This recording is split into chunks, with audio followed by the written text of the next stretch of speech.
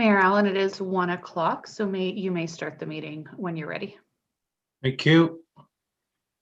Okay, can I have a mover and seconder to call this special meeting to order, please?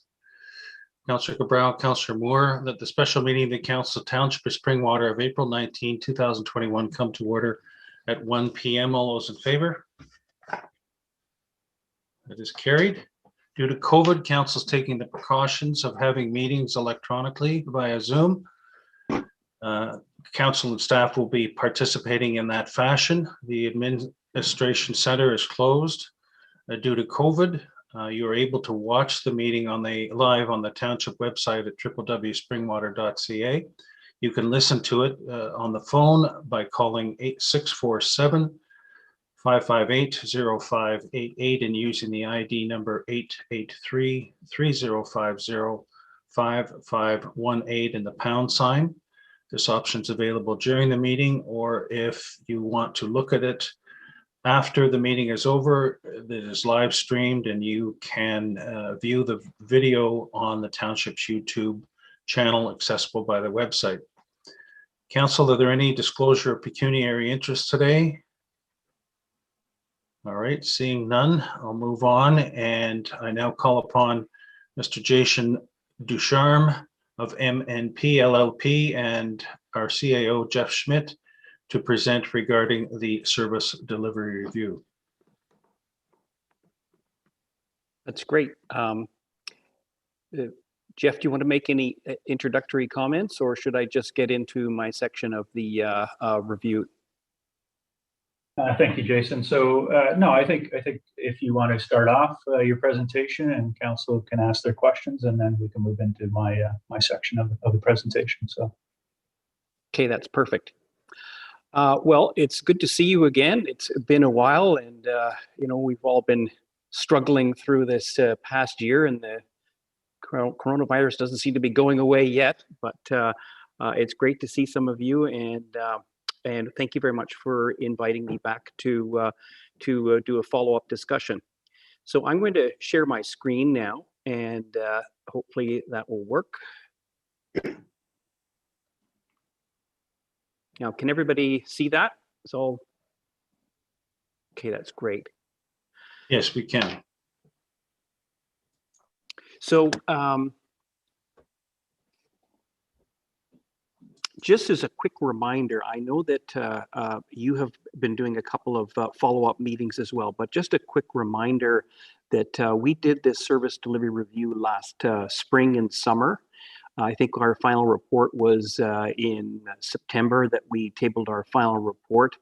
And the basic objective of that report was a current state assessment to identify some of the strengths, weaknesses, and gaps that you currently have.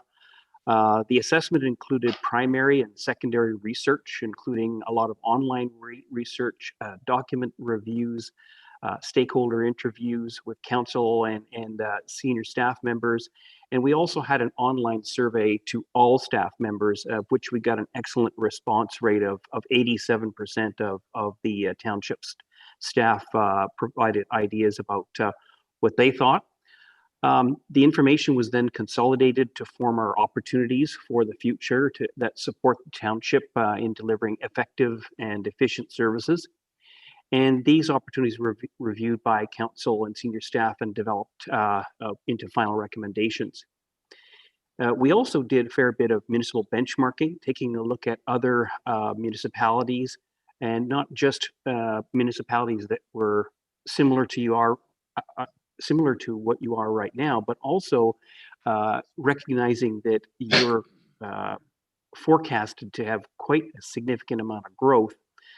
We also took a look at some bigger municipalities just to see what you might be in 20 years. Yeah. Sorry. You know, it's okay. I will, because I'm looking at my screen here, if someone has their hand up, let me know, and then I can stop and have any kind of discussion or follow-up. We did put a fair amount of time into each of the recommendations in terms of resources, impacts, benefits, and then we at the last part of our work was a bit of a roadmap to try and prioritize the timing, interdependencies of some of these different recommendations. So key themes, I think, arising out of the whole service delivery was accommodating growth. Very few municipalities in Ontario are facing the kind of doubling of population over the next 18, 20 years. That's certainly going to have a lot of implications in terms of service delivery, in terms of building capacity. We also took a good look at service delivery modernizations, like whether you can use more effective technology and processes. We thought a lot about strategic investment. Currently, the township's in a pretty healthy financial position, but there's going to have to be a lot of investment to accommodate Midhurst and other growth-related expenditures. So thinking strategically about how you spend money over the next 5-10 years is going to be very important. And then last theme was leadership and governance, just ensuring that through these times of growth and the challenges you're going to face, that you've got a very strong municipal structure capacity that has both good leadership and as well as the number of people and a strong council to support the township. I understand that, I guess a couple of weeks ago, you had a strategic session and you had identified 5 recommendations out of our total 9 recommendations that you want to look at in a little bit more detail. And so they were the supporting the data-backed business cases, strengthening the township's technology capabilities, defining and implementing service standards and KPIs. And then the last 2, increasing the organizational capacity and restructuring to strengthen the span of control. So what I'm going to do in the next hour or so was basically give you a little bit more of a understanding of how did we come up to those 5 recommendations that you want to take a look at. So, what was the rationale and the analysis behind each of the recommendations? What are some of the implications, potential risks? What are the benefits, and what might be involved if you were to move forward with any of those 5 recommendations? And so what I propose to do is go through each one, highlight some of the analysis that we did, and then open it up for discussion about each one of the 5 recommendations. What are do you still believe that this is worth looking at as a recommendation?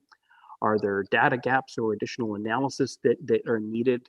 What might some of the implementation issues, and what are the immediate next steps for staff and council? So the following slides present more detail on each of the 5 recommendations, and then a couple of discussion questions. Jason, I think because we went through these in detail, it would be good if after each recommendations, we took questions or comments from councillors rather than wait till the end, so that it'll be a block building process, okay? I completely agree. And so I think that's how we've structured it. So we'll just go through each one, have a discussion, and then move to the next one. Thank you. So if there's no just comments about the overall introduction, I might just jump right into recommendation number 2, which was the first one that you've identified for taking a look at in a little bit more detail. This is the page that was in our final report. So each one of our recommendations did have this sort of more detailed background, and the origin of this recommendation in terms of supporting evidence-based and comprehensive business cases is that when we interviewed folks and when we sort of look at the survey from staff, there was a sense that sometimes there was not a lot of evidence or not enough background or specific details that were behind some of the decisions that council were being asked to decide. And so the origin of this is really thinking about trying to get more comprehensive information to support the analysis that some of the staff reports are doing. And part of that might be fueled by some kinds of software. There are some pretty cool tools out there that really have modules for tracking hours, tracking workflows, tracking customer service. And so when you have some of those technology tools and tracking systems, you get better data to be able to reach more informed decisions about all kinds of municipal services. And so there's one part of this, which is getting a better handle on some data about what we're doing, how many, what kind of volume of work and what are staff doing right now. But there's also, I think, part of this recommendation is that the templates for reports, staff reports to council, should have a sort of almost like a template that requires how will this recommendation affect our strategic direction? What are the financial implications? How does this going to affect? So strengthening the actual process of development of staff reports was part of this recommendation as well. In terms of affected resources, it really is a township-wide initiative that you would want to have all departments participating in getting a better understanding of the underlying data, and then in generating staff reports that have a stronger business case approach to them.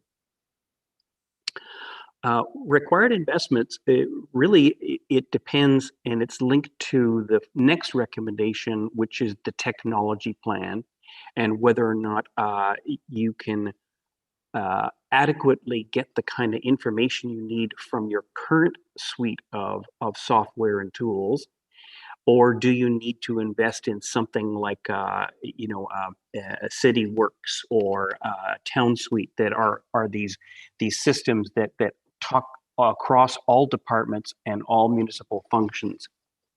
So part of this is taking a look at what could you do now with the databases and the information systems that you have to be able to achieve this recommendation.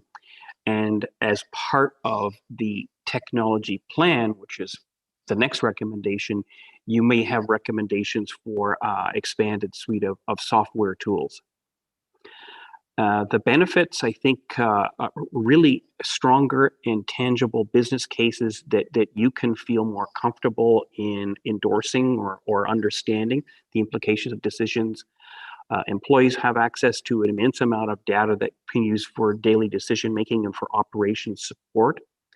And the lead time of manual work is cut down because you have more readily available real-time reports on what's going on. Some of the implementation issues associated with this is that requires council, IT, and obviously senior leadership to buy into this process.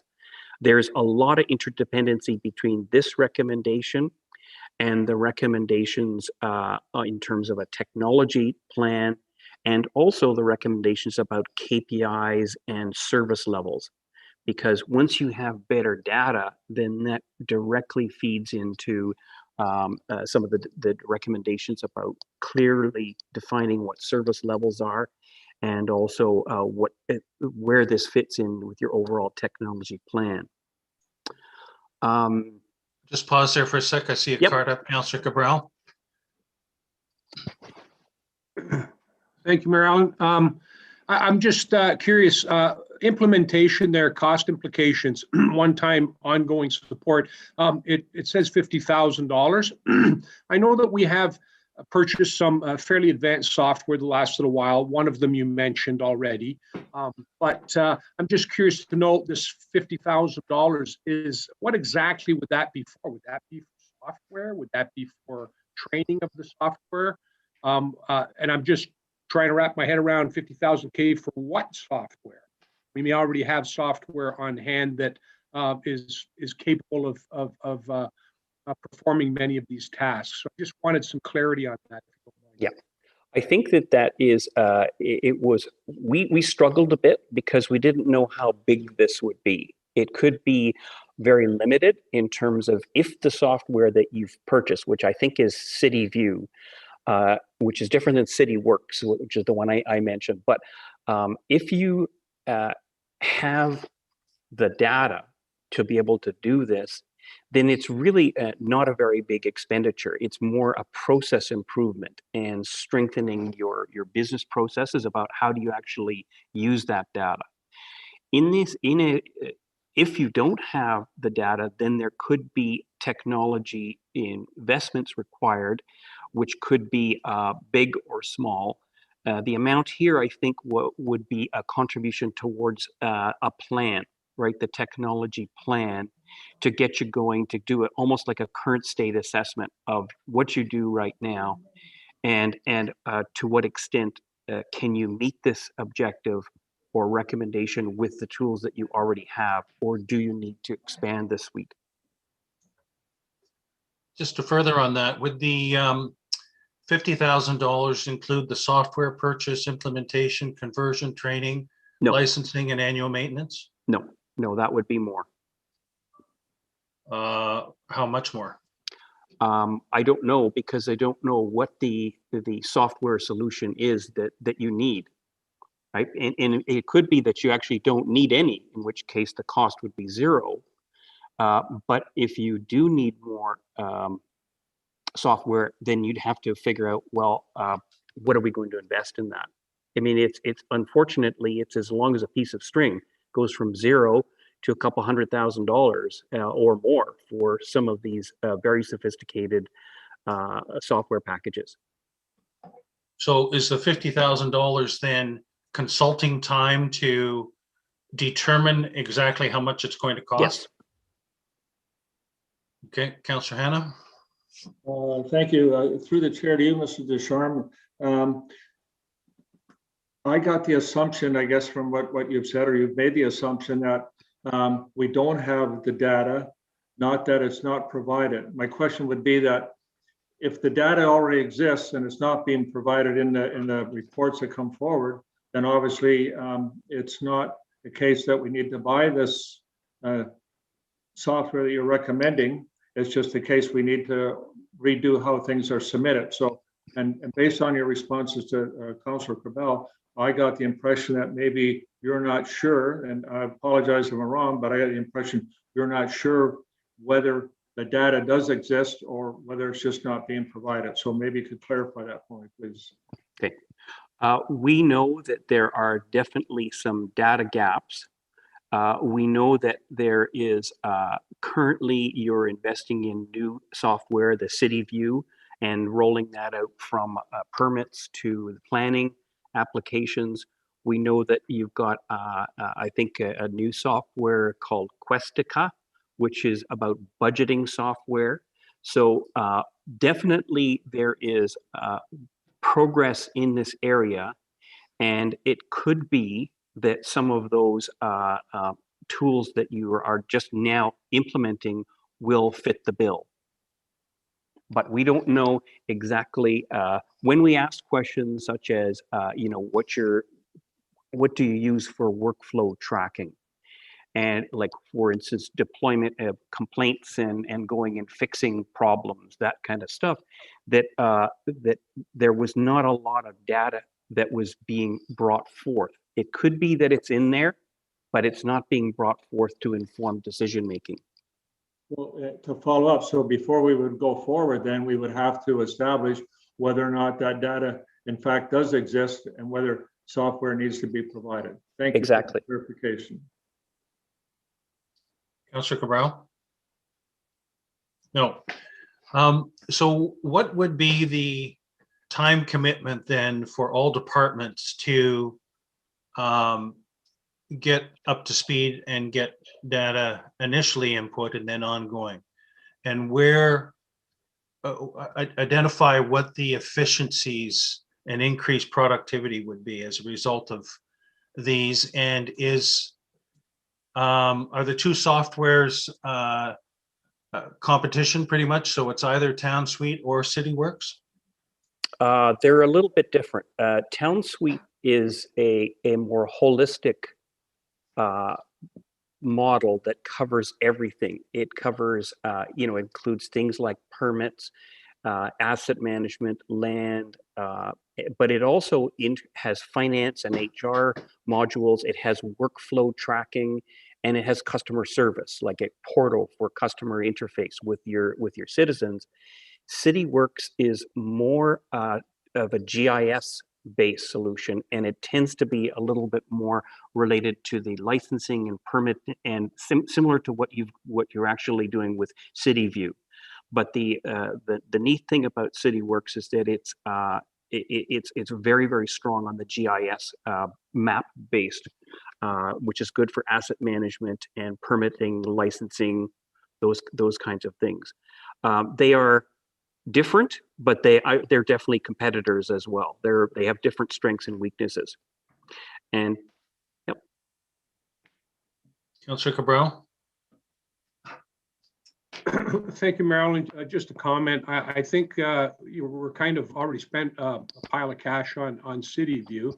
So I guess we're kind of going to have to do the best we can with that in the short term, because it did cost a lot of money. But I did want to say that when it comes to work orders, I would imagine that they could be treated in much the same fashion as the permit process would be.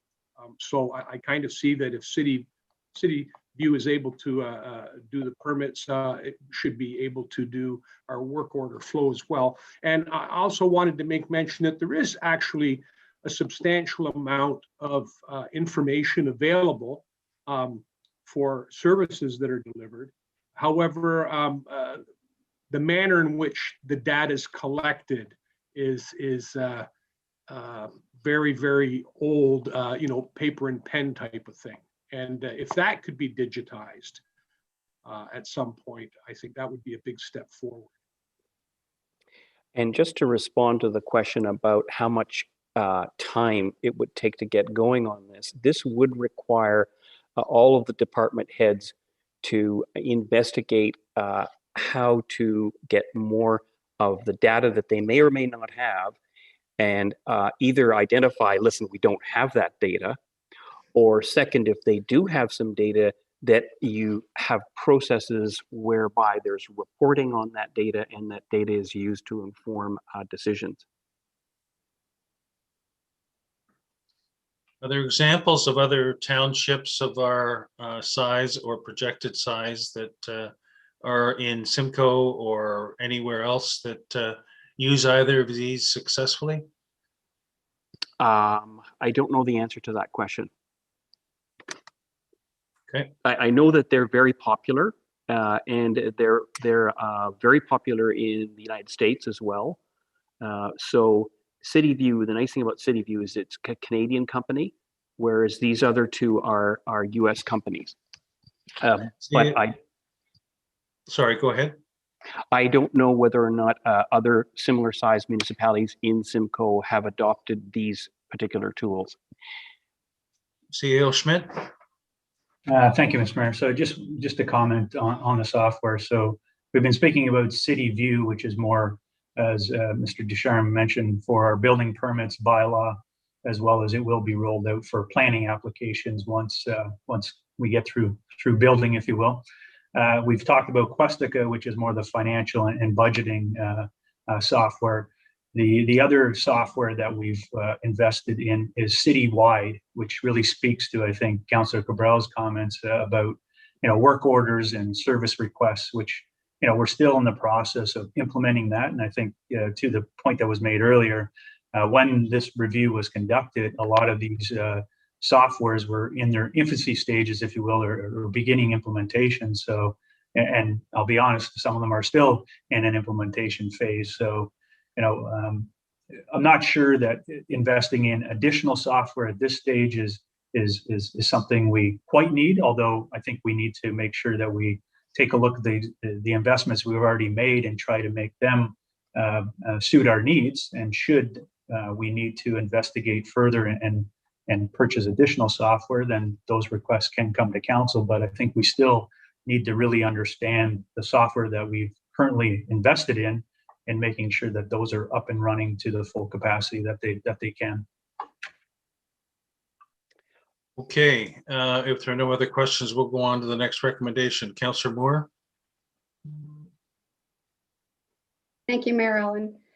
So I just want to be sure, and maybe we could go back to Michael and ask him about the software packages that we have, that we are able to get the information that we need with what we have. So if we want what recommendation 2 is asking, so that what will give us the business cases in order to make decisions with, we need specific data, workload issues or workload reports and that kind of thing. So work with what we have, I understand, and possibly there's add-on packages that we could purchase from that will speak to these software packages, but I'm getting a bit confused by all the software we have and that they don't speak to one another. So I think ultimately you want to have your software, your technology talk to each other. So at the end of the day, I just want to be able to get what we need. Yeah, no, I agree with that. And that's why I was moving into the next recommendation, which is the technology strategy and plan. I think that we're all still confused about what we have and what the implementation plan is and whether we need more. And so let's swing into that and make this part of the next recommendation discussion. Absolutely. And it's very, very clear that the first recommendation would benefit from this recommendation about having a technology master plan. And this is something that many municipalities do because there are so many tools out there right now. There are so many different, systems, and a technology plan helps you identify what is our requirements and what are we using right now. And when I say requirements, it's the business requirements. What kind of information do you need to make decisions to run the township? So that requirements then allows you to be integrated and thoughtful in terms of a plan to say, okay, here is the suite of software that we need, and it's usually has two parts. The first is what are the platforms that you use, which are the basic, the HR, the GIS, the permits. Sorry, that's not a good example. The platforms are your things like workflow management, timesheets, financial systems, HR, and then what you have is a series of additional applications that departments need. And it could be something like scheduling of asset management or road fixing. It could be things about customer service and payment modules. It could be obviously planning. Those are the different applications that the department heads need in order to get their business done. But the essence of a technology plan is to pull that all together and to help set priorities in terms of what are we buying, when are we buying it, and what are the benefits. So that really is the essence of this recommendation, is to get a better plan about what your technology investments are, because what we found is that there was, this was being bought, this was being bought, they're they're good software, but it's not part of a plan. And so the recommendation here is a plan that would help set strategic direction for the township's technology, assess its application in terms of leveraging innovations. There are some tremendous innovations out there, particularly in terms of getting rid of paper. So automating and digital service delivery, and also a lot of improvements in terms of online self-service. So customers, residents, businesses can actually go and renew their licenses, or they can pay their bills and inquire about things. You can book recreation centers, a lot of really interesting tools that need to be looked at. And a plan will help identify what those opportunities are. And essentially, you're also going to be, the plan will help you pace your investment. Okay, so here's what we should be spending this year, the following year in terms of technology. Really, it's a study. So this would be a technology plan that would be, we put it in here as less than $50,000 to hire someone to put together that technology plant roadmap for the township. Everybody needs to be involved this one because you need to talk to both the IT department in terms of the basic platform, but you also need to go around the departments to identify what those needs are. And I think the plan will also address the comment that was made about how do systems talk to each other. Like, if you've got your one system is dealing with the planning and buildings, and another system is dealing with workflow, how do they talk to each other and integrate? Councillor, I believe we had a question of Councillor Ma. No, she's shaking her head. Okay, go ahead, Jason. Yeah, and so really that's the background of this rationale. There is a couple risks and challenges. Staff generally don't like change, and so adopting new technology can sometimes be challenging. So you need a sort of pretty strong change management support for the implementation of the actual plan itself. And then obviously there's training involved. Every time you get a new software tool, there is a requirement for training. So that was really the background to this recommendation. Comments? Yes, you had a couple of comments within the summary. One was gaps in implementation or training that result in software not being properly utilized. Can you talk to that more, and why is that the case? Many software implementation projects are essentially done by implementing the software and then leaving it up to staff to figure out how to use it. And so the risk there is that if you just invest in software, but you do not invest in the training of getting people on board, then the benefits of that software, you really don't benefit from it. So there's a combination of training, but also expectations that you expect people to use the tools the way they should be. And also, new processes, tools do not meet the need, ensure clear requirements. Can you comment further on that? Absolutely, and that's one of the key reasons for a plan, is because the technology plan identifies what the requirements are. It says we need this for permitting and licensing.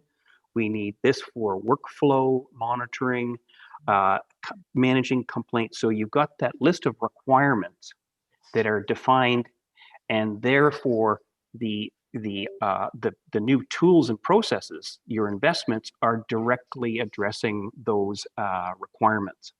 So that really is one of the biggest benefits of a plan, is that there's a clear link between what you need from a business and what supporting software you have to support those businesses.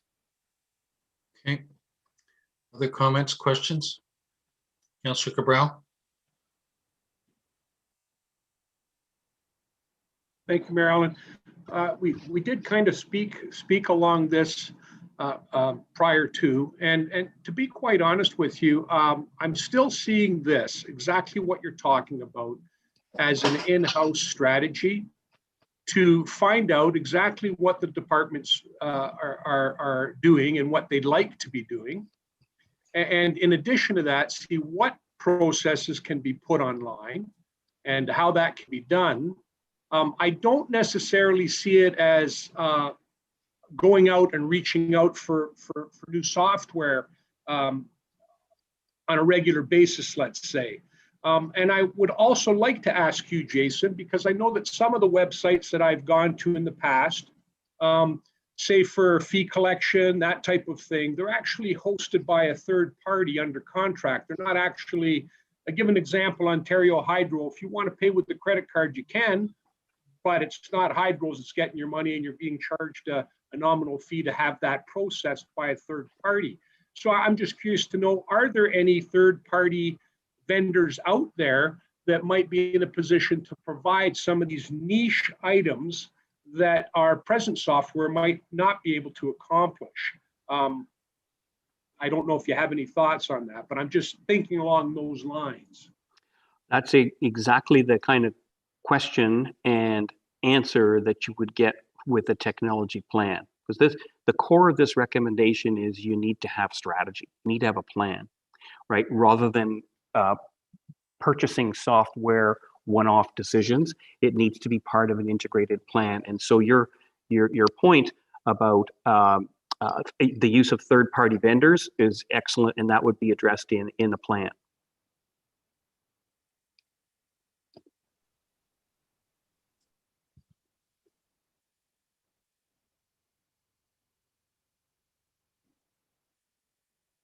If there are no more, we'll move on to the next recommendation, please.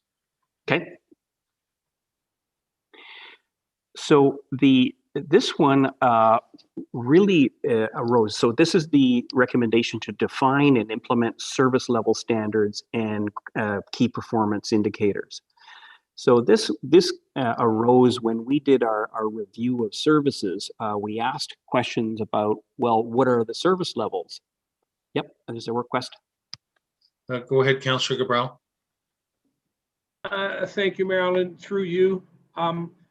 Jason, could you do me a favor? I don't know about everybody else, but I'm stuck on one of the pages that you actually were alluding to earlier on. I do have it on a subsequent screen. Would you be able to tell me what page you're on right now? This page right here is... Okay, I see page 10 at the bottom. So that you've just moved it and it's popped up for me. Okay. Yeah, it's page 10, recommendation 5. Right, thank you. I wonder if it would be easier for me to... I think it's my computer. Is that better? No, I think it's my computer, Jason. I think everybody else is managing to follow you, but mine's freezing up on the odd page. Okay. So I've got it manually here. Okay. So this is when we went and interviewed departments, we asked about service levels and service standards and KPIs. In some departments, there are some metrics, but generally it was clear to us that the township doesn't currently have a list of what your service levels are. And I know that a number of municipalities also don't do this, but our view is that it's really important to get a better sense of what are the service levels that you are committed to for everything from how long it should take for a resident to get a call back, how long the sort of benchmarks in terms of what your financial analysis are, how long a permit should take, how long it should be for a complaint to be resolved. Basically, that's the menu of services that doesn't currently exist in terms of service commitment. So, and this is particularly important because when you have a lot of new growth, people will, you're going to get another 20,000 people coming in. It's largely will be folks that are more urban than rural, and they will have expectations that may or may not align with what your actual service levels are. So it makes a lot of sense for you to go through a process to actually identify what is our service level, right? What are we currently committing to, and then make that public so that people have a good sense of what they can expect for their taxpayers' dollars.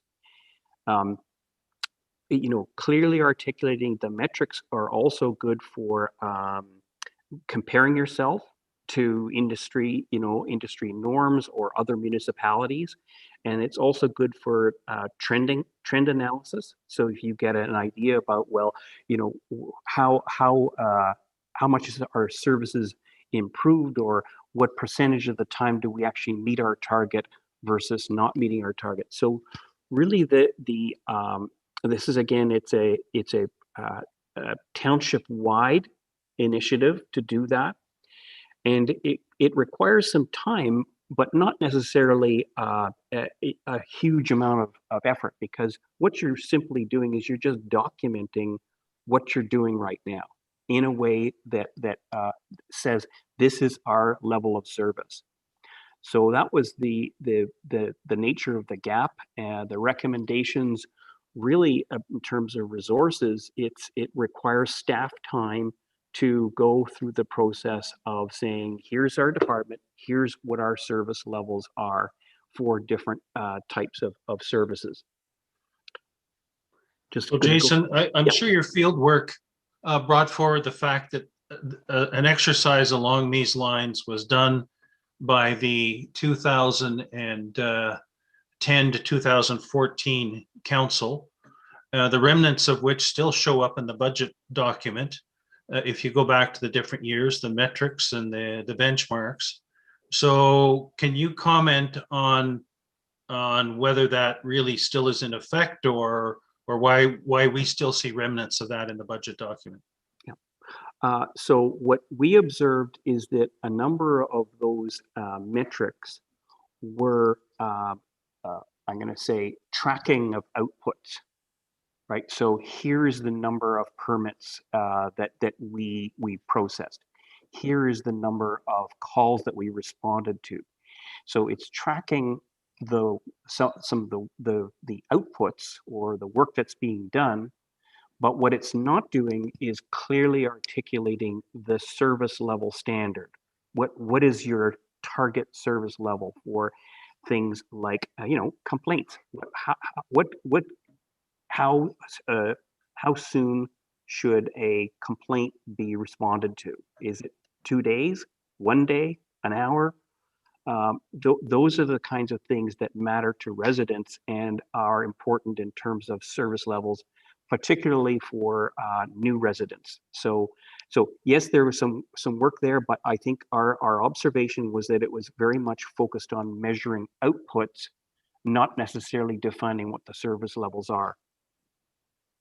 But just to follow on, does Town Suite and City Works provide the raw materials and tools with which to be able to accomplish that? Yes, they both have workflow management solutions that directly will tell you those metrics about how long it's taking to respond. And the service levels are also policy decisions. So what the software does is it allows you to see what you're doing.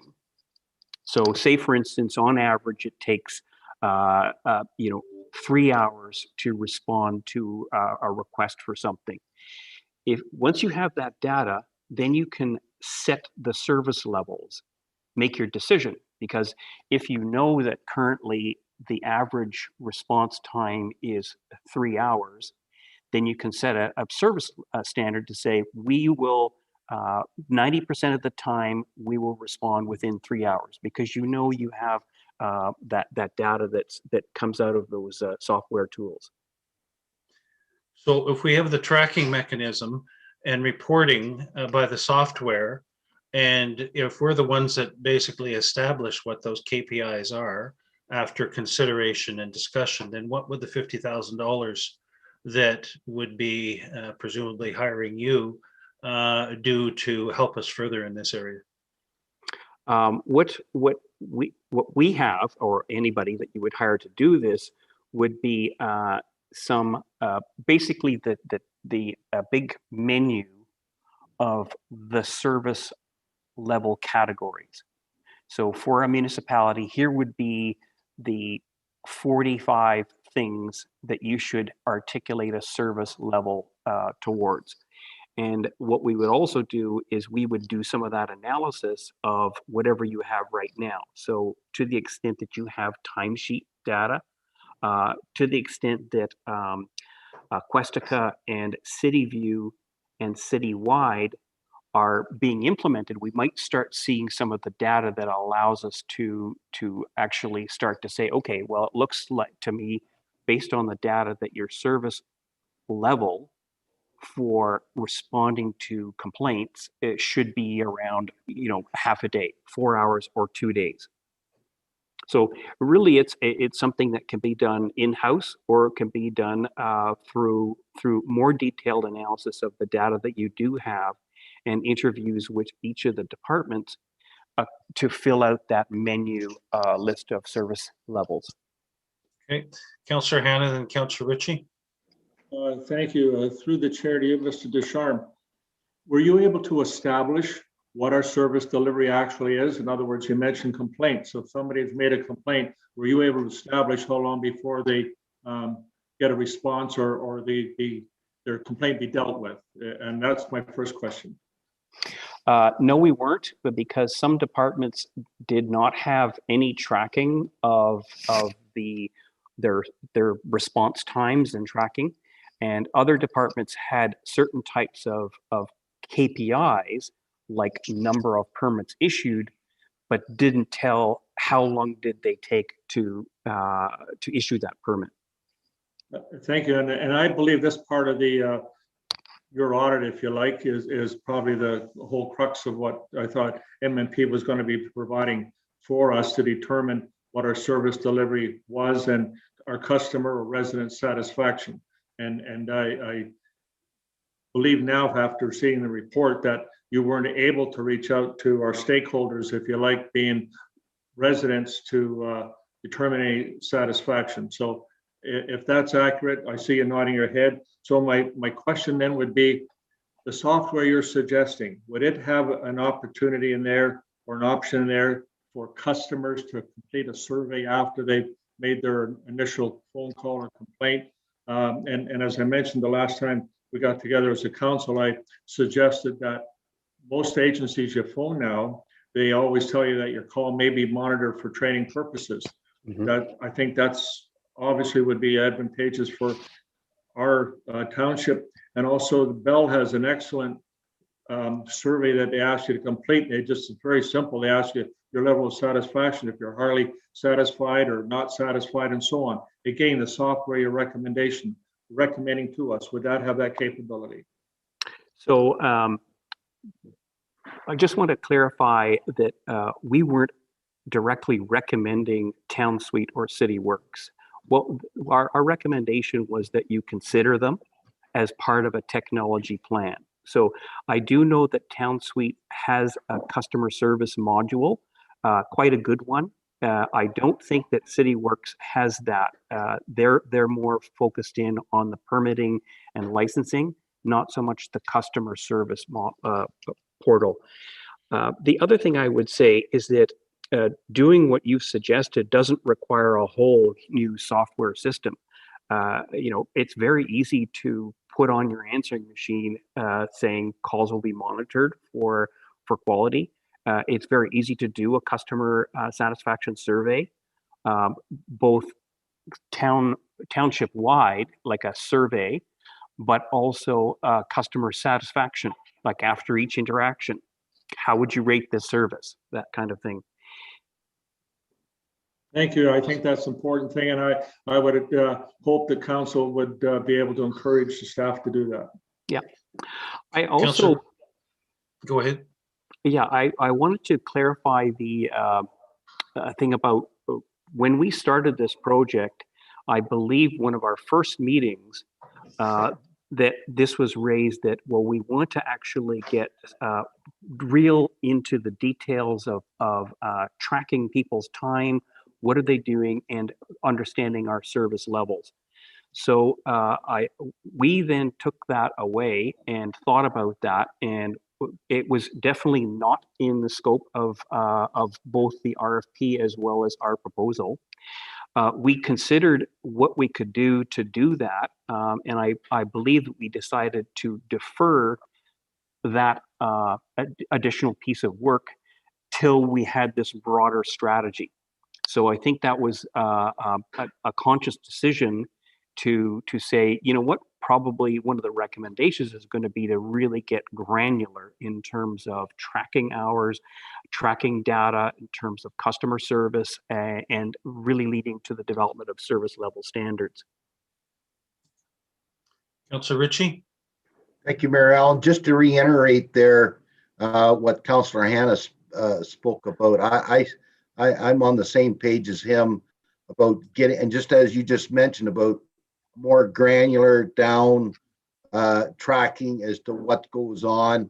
And I think that give me anyways far more comfort in moving forward. And I'll leave it at that. I know our building department, we just spent, and Jeff could tell better than anybody, the amount of money we spent on this new software for the building department, which was much needed. And I think going forward in addressing the technology gap that we seem to have or need to fill or build, I would want to know that the technology, that the software that the building department now has, and they're working on implementing it, that it would work. It would be able to work with these two that you've mentioned, Town Suite or CD Works. Like, I don't want to go reinvent the wheel. It'd be nice to be able to have technology that works with the programs or software that we already have. And again, we spent a good chunk of money there, and we had to do that too. Like, the building department stood on their heads when we seen some of these big developments like Stone Manor there. It was just, well, they did an amazing job, and that was the reason for bringing this new technology forward. It would be nice for it to be able to fit in with whatever other technology that we bring forward, so that we're not starting all over again, throwing that out and getting something new. I just find that to be a waste of money. So if you could address that, it'd be greatly appreciated. Thank you. Yep. Again, so much points to the technology plan recommendation number 4 or 3. The technology plan is the answer to that, because it could very well be that between your Questica, Citywide, CityView, and your existing HR modules, you might be in pretty good shape. They may be not talking to each other because they're different departments, but you might be in pretty good shape. But that's what a technology plan would say is, there's a gap. We're missing something here. And either go and just buy an additional module from one of the ones you already have, or you do something. And again, we put those Town Suite and CityWorks as examples of integrated IT solutions that municipalities are using, but it's certainly not a hard recommendation. It was a consideration. Follow on, Councillor Ritchie. Yes, thank you, Mayor Allen. Just to take that a little step forward.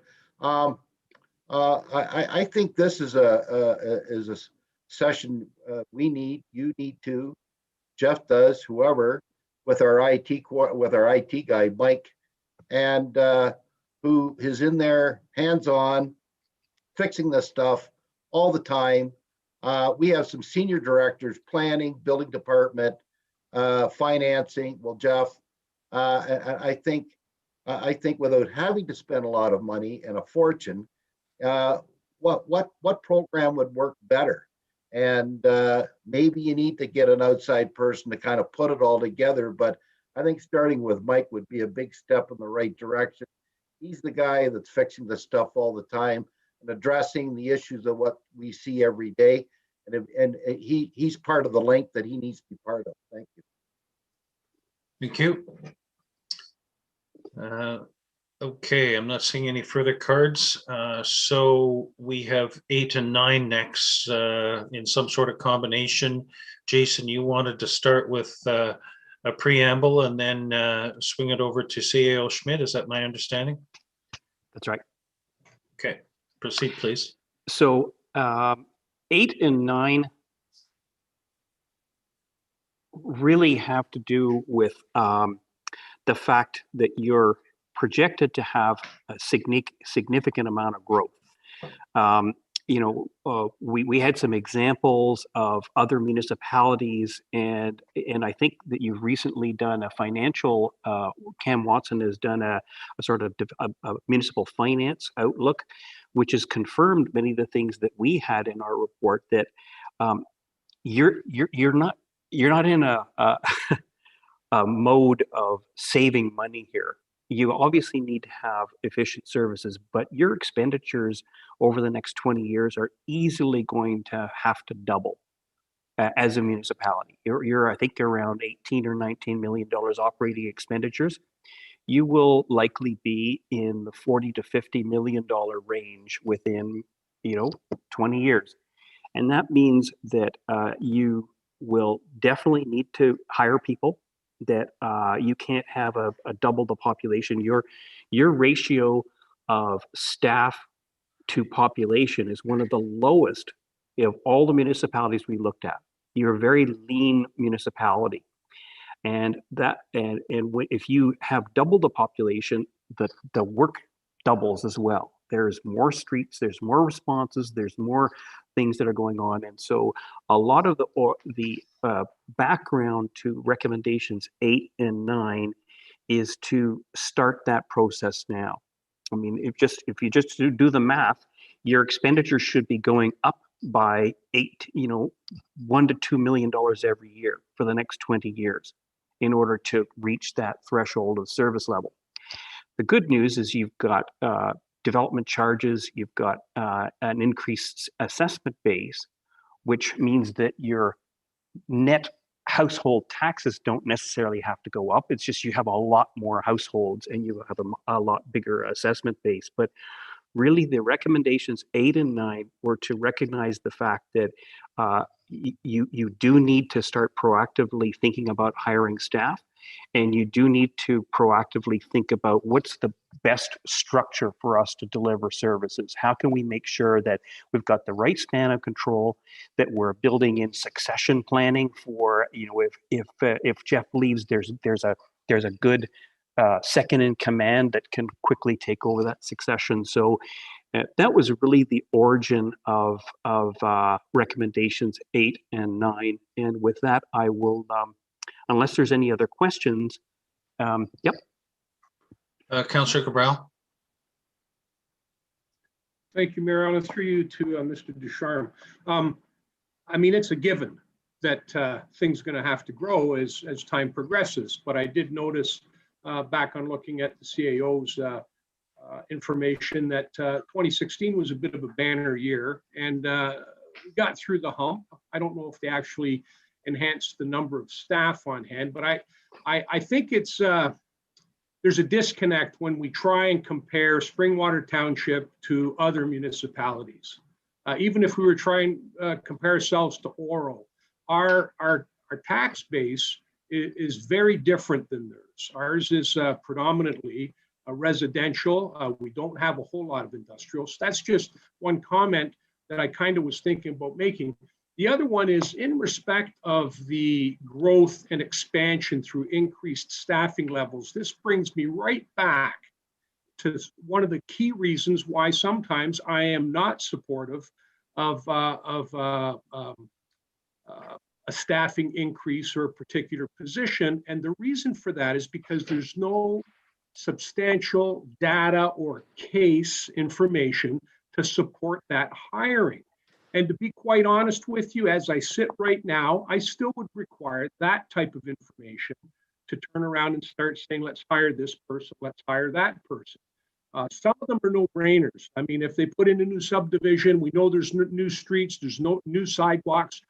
That's a quantifiable thing that says we need an extra truck out there to plow the snow. We need maybe an additional person in Parks and Rec to maintain the parks, that new development. But outside of those external things that we can view ourselves, when it comes to inside the organization for new positions and whatnot, I just, for me, I need that information to make a proper and informed decision.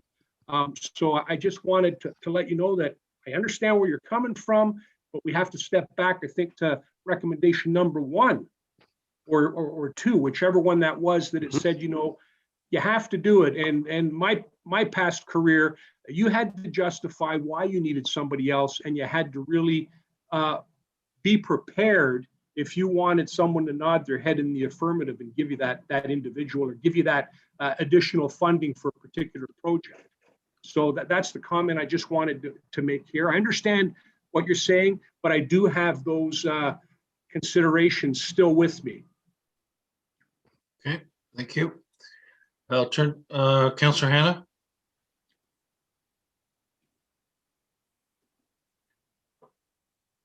Sorry, I was muted.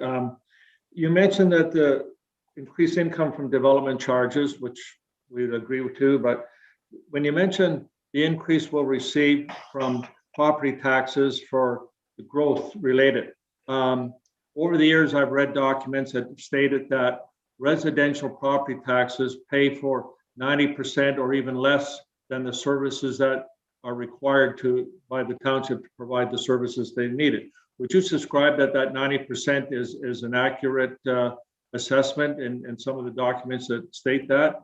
And if so, how do we make up that missing percentage? Jason? I don't know whether it's 90% or 80% or 95%. I do know that most municipalities have a combination of taxes, which is the majority of what pays for services, but increasingly there are user fees. So everything, and I think you are already moving towards like water rates and sewage rates, but things like user fees for the use of community centers, of a variety of different things, is what is typically used to fill in the gap between the what's on the assessment, the tax funded, and then user fees fill in the gap. Thank you. So my observation to that, and I think you're correct, would be those user fees then impact the current residents. So the current residents are helping to pay for the costs of future development by having to also contribute to the user fees, correct? Mm-hmm.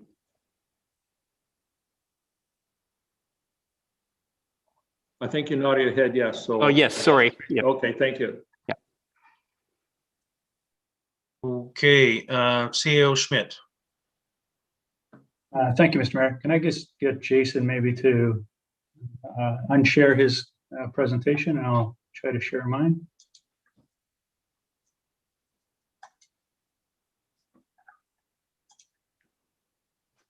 So hopefully everybody can see that.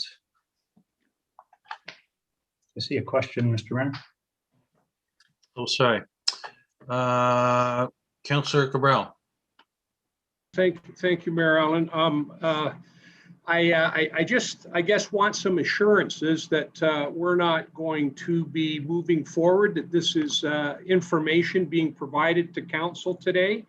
I only saw this recently, and be quite frank, it's fairly huge with restructuring and whatnot. So I just wanted to know in advance if this was going to be something that we were going to be somehow voting on, or or voting on some kind of a recommendation as opposed to receiving it as information.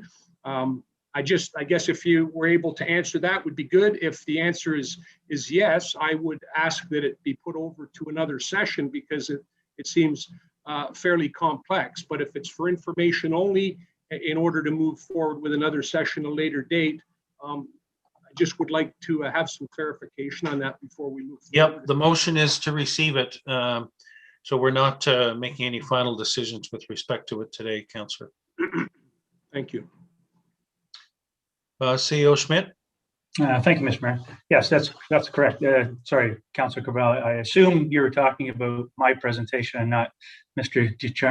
Ducharme's presentation. So yes, the intent was previous to our conversations through the budget process, and since then is really to provide this information to council and give you an understanding of where staff is at. But then the idea would be is to continue the conversation. And I'm not looking for, staff's not looking for you to make a final decision on this information today. So with that, good afternoon, Mr. Mayor, members of council. And again, thank you for providing me the opportunity to present to you this afternoon. So the intent of the presentation this afternoon is to walk you through what we're terming as kind of the past, present, and future of the township.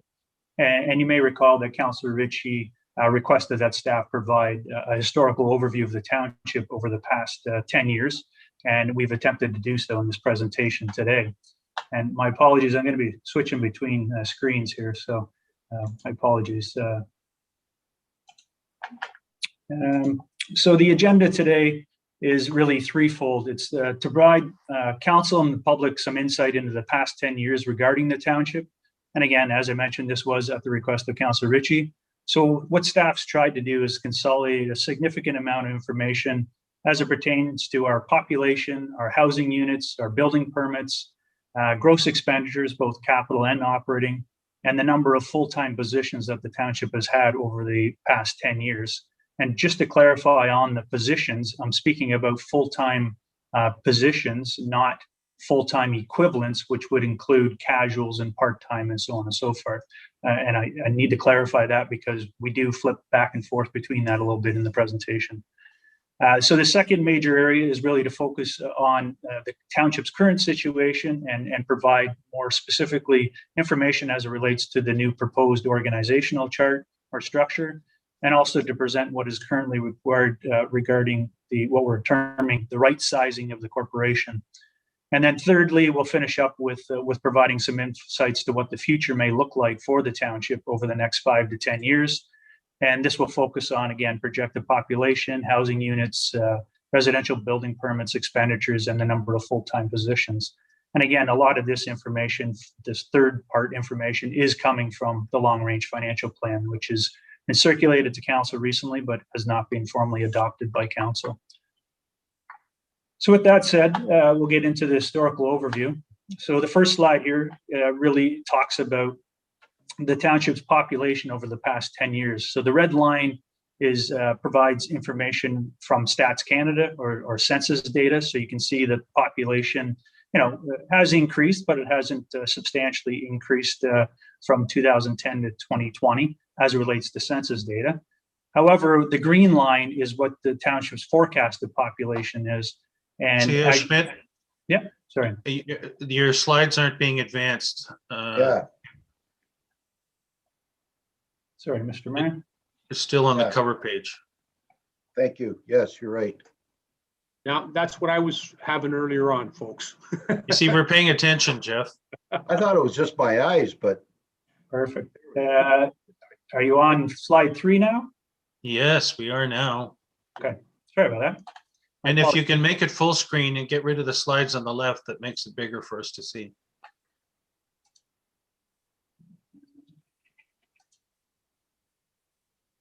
Is that better? It hasn't changed.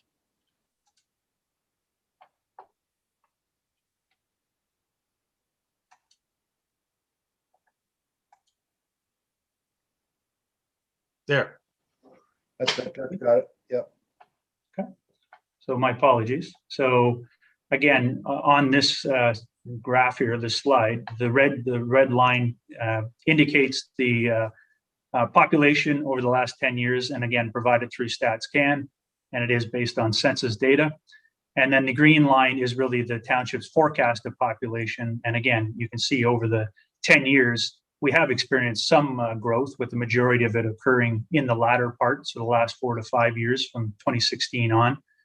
And the population has, the forecast of population has increased by just over 16% over this 10-year time frame. Let me make sure that this is going to work, Mr. Mayor. So can you see the next slide, which is the household units? Yeah. Okay. Yeah. Sorry, I'm trying to operate two different screens here. My apologies.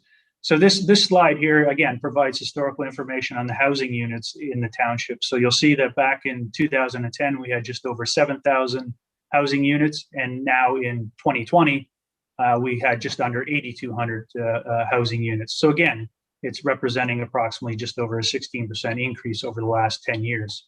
And again, the data, the source of this data is through the Municipal Property Assessment Corporation, or MPAC. The next slide. I believe Councillor Cabral had a question. Sure. Yep. Thank you, Marilyn. I appreciate that. I was just going to let it pass. I just wanted through you to ask CEO Schmidt, on the last slide, you don't have to go back. Would that have something to do with the fact that some of the subdivisions were proposed to move ahead already, and they've been kind of on hold for a little while due to some of the challenges, I guess, that they had that just were recently alleviated? Yes, this is through you, Councillor, or through you, Mr. Mayor, to Councillor Guerrero. That's correct. It would only include the population as it relates to permits and people actually moving. So any proposed development wouldn't be included in those numbers at this stage. Okay.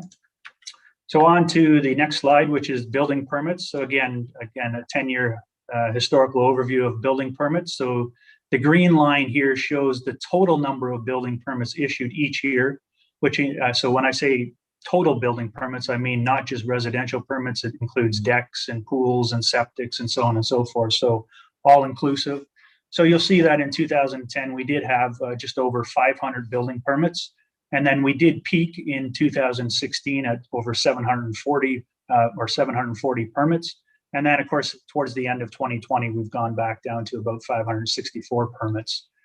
The orange line, which shows the total number of new residential permits, so only residential permits issued each year. Again, in 2016, you'll see that the township did hit a peak of just over 300 new residential building permits. And I would indicate to you that we are anticipating with Midhurst to hit, probably over 300 each year for a number of years. So not just a one peak, but a number of years in a row. So I just put that out there so that when we talk about that a little bit longer or a little bit later in the presentation, we don't forget about that. And then finally, the blue line here shows the total number of new residential building permits issued each year for Stone Manor specifically. I know Councillor Ritchie had asked the impacts on specifically as it relates to Stone Manor. And so this is what we've been able to graph here for that purpose. So you'll see in 2016, of those 306 building permits issued, new building permits issued, residential permits issued, 181 of those were specific to Stone Manor. And then obviously we've tailed off a little bit on Stone Manor.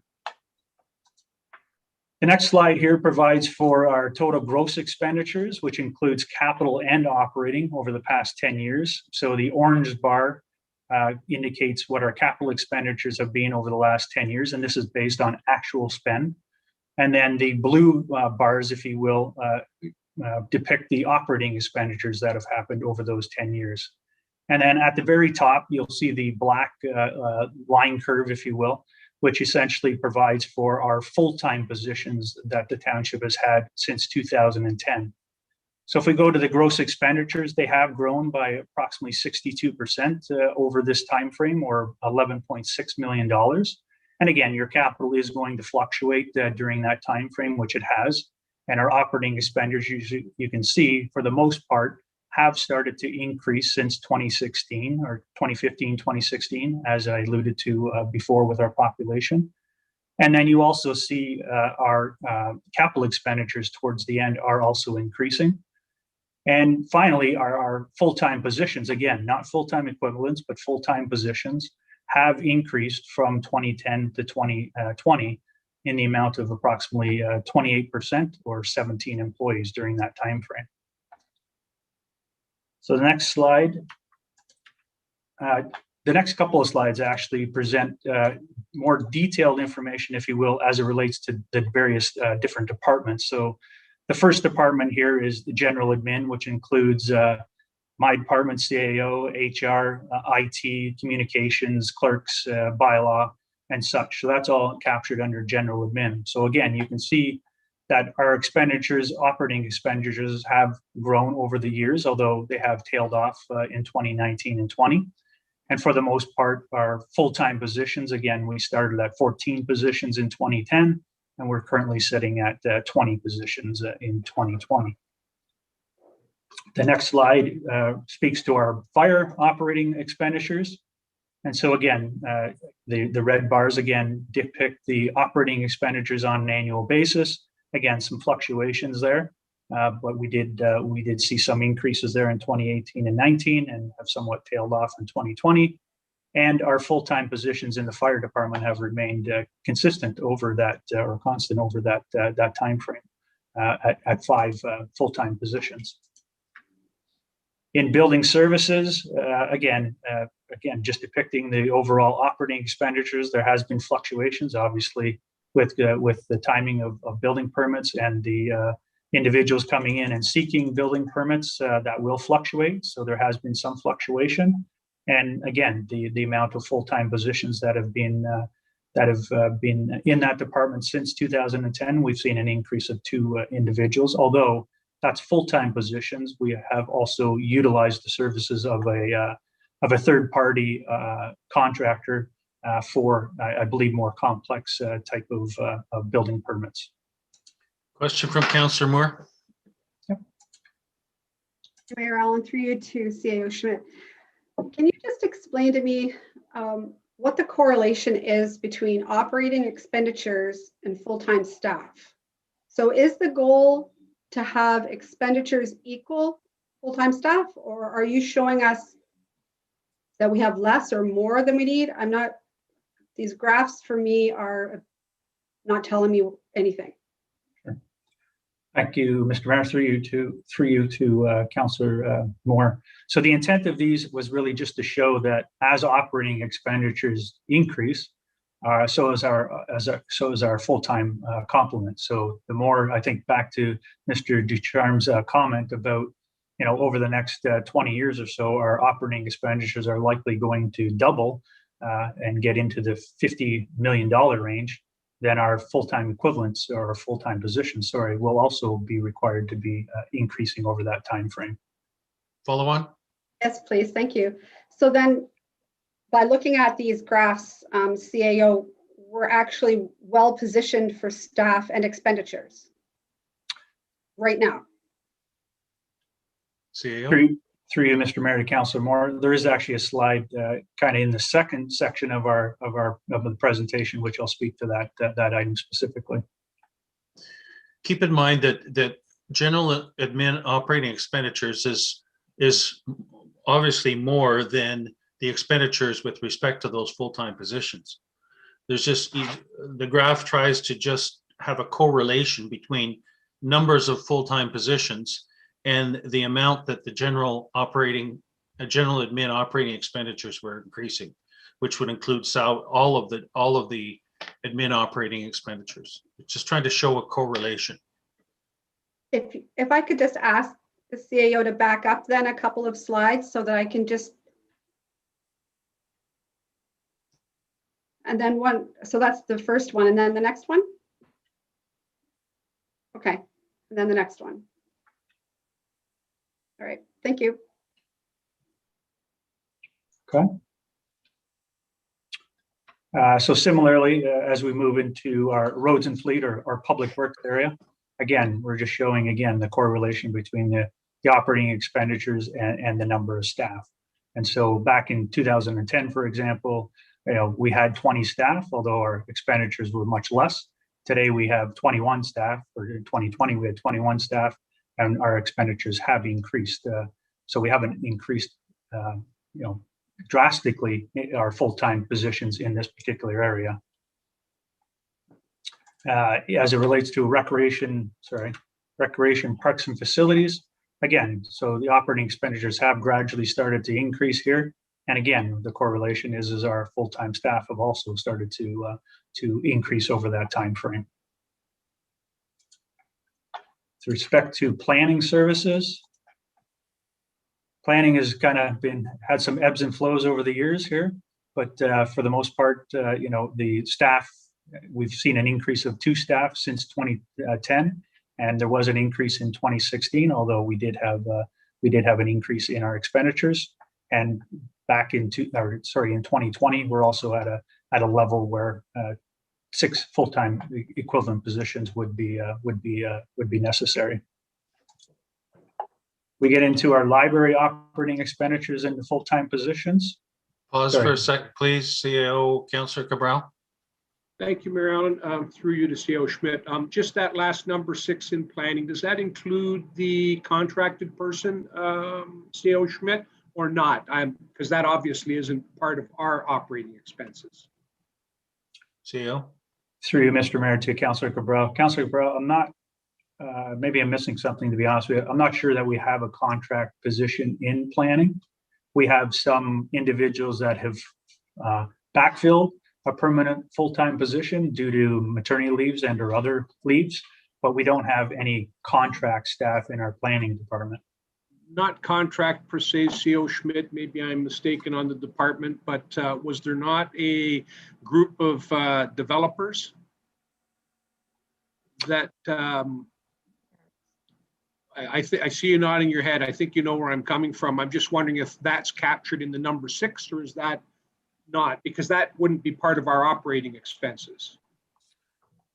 Through you, Mr. Mayor, to Councillor Cabral. So that position actually came on in 2021. So it just started in January of this year. And actually, to your point, that would not be covered in our planning department. It's actually covered in our infrastructure and operational section. So that individual is 100% funded from the development community. So it would not be included in this. So then just the last couple of slides here just kind of provides a little bit more information as it relates to some of our other expenditures, operating expenditures, so water and wastewater. We don't have any full-time staff, township employees as it relates to water and wastewater. Those services are provided through Aqua, although some of our staff do obviously assist Aqua with some of those responsibilities, but for the most part, the provision of those services are provided through Aqua. Question, Councillor Hanna. Oh, sorry. Yeah. Sorry. Thank you, Mayor. Through you to CAO Schmidt. When we talk about the planning services and operating expenditures and full-time positions, the increase in expenditures, that would include the annual increase in COLA, or the increase in staff raises would also be included in the expenditures. Is that correct? Through you, Mr. Mayor, to Councillor Cabral, or to Councillor Hanna, sorry. That's correct. So this is gross expenditures. So it would include any step increases, merit increases, and or COLA increases.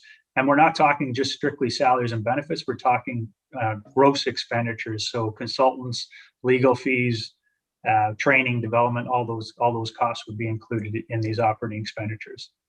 Okay, thank you, because I have a bit of trouble trying to understand the significance of operating expenditures versus full-time positions. For example, if we never had any increase in services that we had a impact on our budget, but we continued to give raises, that would increase our operating expenditures, but the complement would stay the same and the workload would stay the same, if you understand my comparison. Thank you, Mr. Mayor. Through you to Councillor Hanna. I do understand, I believe I understand your question. So yes, our operating expenditures would slightly increase year over year, subject to annual increases being approved. And in some cases, yes, the complement wouldn't increase. But I wouldn't expect to see huge variations in operating expenditures year over year.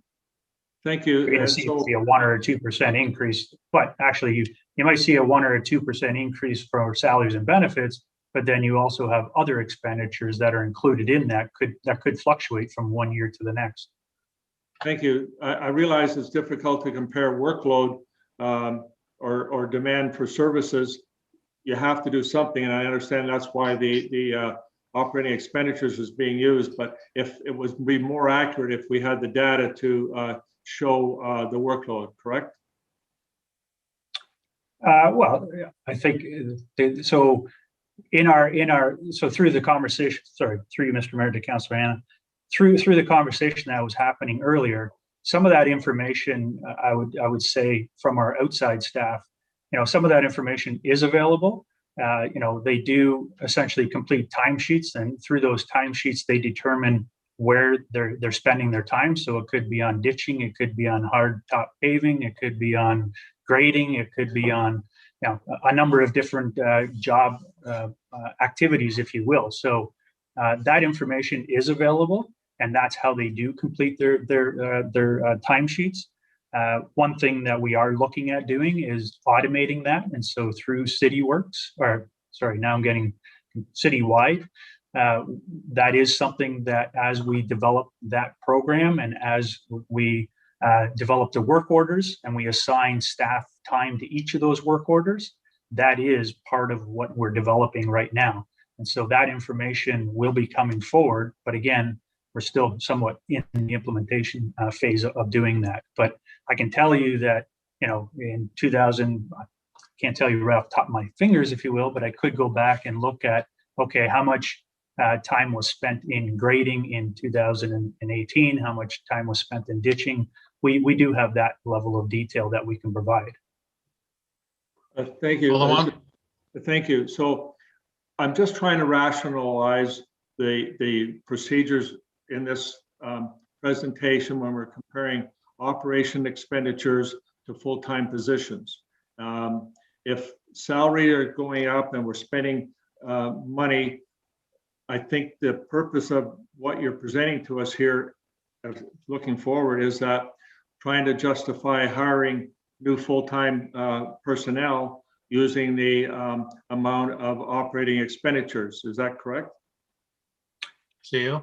Through you, Mr. Mayor, to Councillor Hanna, it is one criteria that we could look at, yes, to support the fact that as operating expenditures increase, and more individuals, our population increases, which we've shown, and we will show further on in the presentation what the projected increase is in population, then yes, you're going to have to provide those services. So you're going to have to hire some new staff. I think the other thing too to keep in mind is the conversation about customer service and providing customer service to our residents.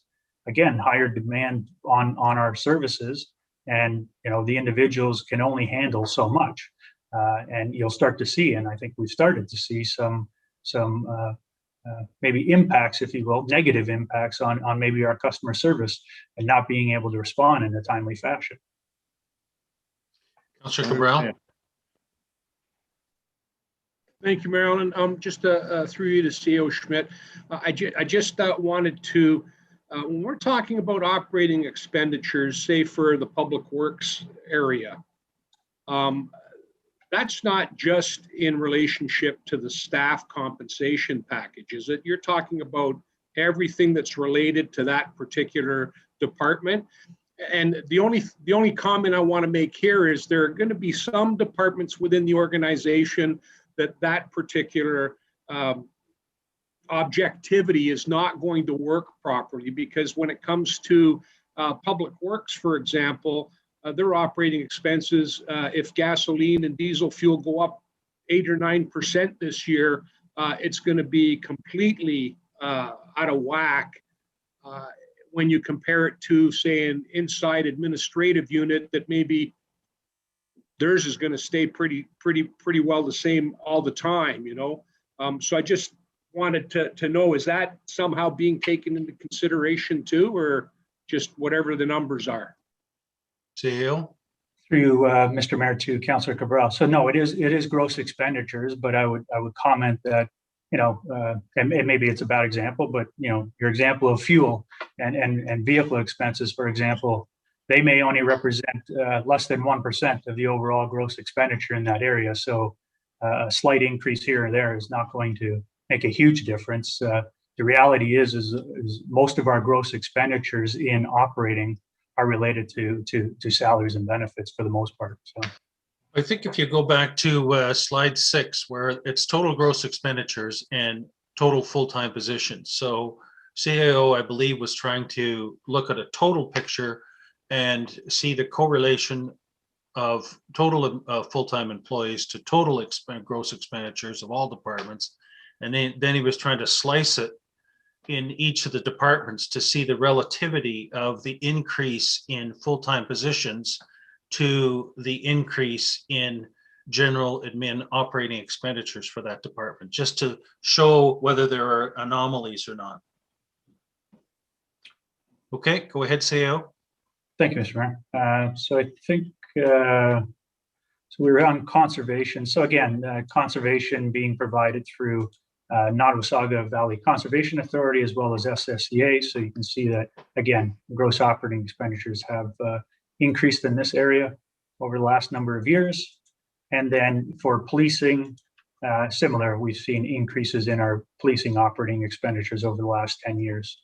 So that kind of brings us to the end of the first section of today's presentation. The second section starts to talk about the corporate reorganization. And so some of this information you will have received previously, although there has been some slight changes to what we provided to you back in December. So this is a high-level proposal of the organizational structure with respect to our senior management group. So we have myself, we have what we're requesting, and we can talk about these new requests in a little bit. An executive assistant for the council, myself, and clerks. We have people and talent, which was formerly known as our human resources. And then we have a general manager in corporate services, a general manager in infrastructure and operational services, a GM in planning and building services, and a GM in fire and emergency services. And again, the executive assistant position is something that we'd be looking to request to what, again, we're terming the right sizing of the corporation, and we'll talk a little bit about that in a minute. And then the general manager of infrastructure and operational services, as you're aware, we did have a recent resignation of our director of public works, and we have not rehired for that position, and we have not rehired for the director of recreation. And hence we're utilizing these two positions, or the budget from these two positions, to move forward and search for a new GM of infrastructure and operational services. Further to that, there are some additional savings, and again, we'll get into that in a minute, whereby the additional savings we did request through the 2021 budget, the hiring of a facility supervisor, which would, some of the savings or all of the savings would assist with hiring that position. And then we did have a conversation about the administrative assistant position, part-time administrative assistant position, which council did not agree to in the 2021 budget. But I will just state that if we move to the next section here, which is the infrastructure and operational services division, you'll see that currently, right now, and potentially in the future, we don't have any administrative assistance position within the infrastructure and division and operational services division.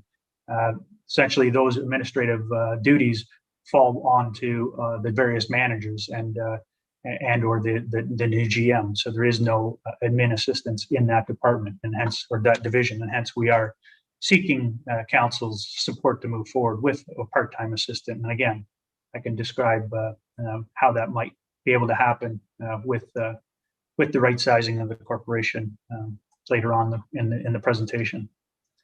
The manager of infrastructure, again, was a position that we did provide information to you on in our December update, and that would be a position that we'll be looking to bring forward through the 2022 budget process for council's consideration. Again, it would have to be justified, as Councillor Cabral has mentioned previously.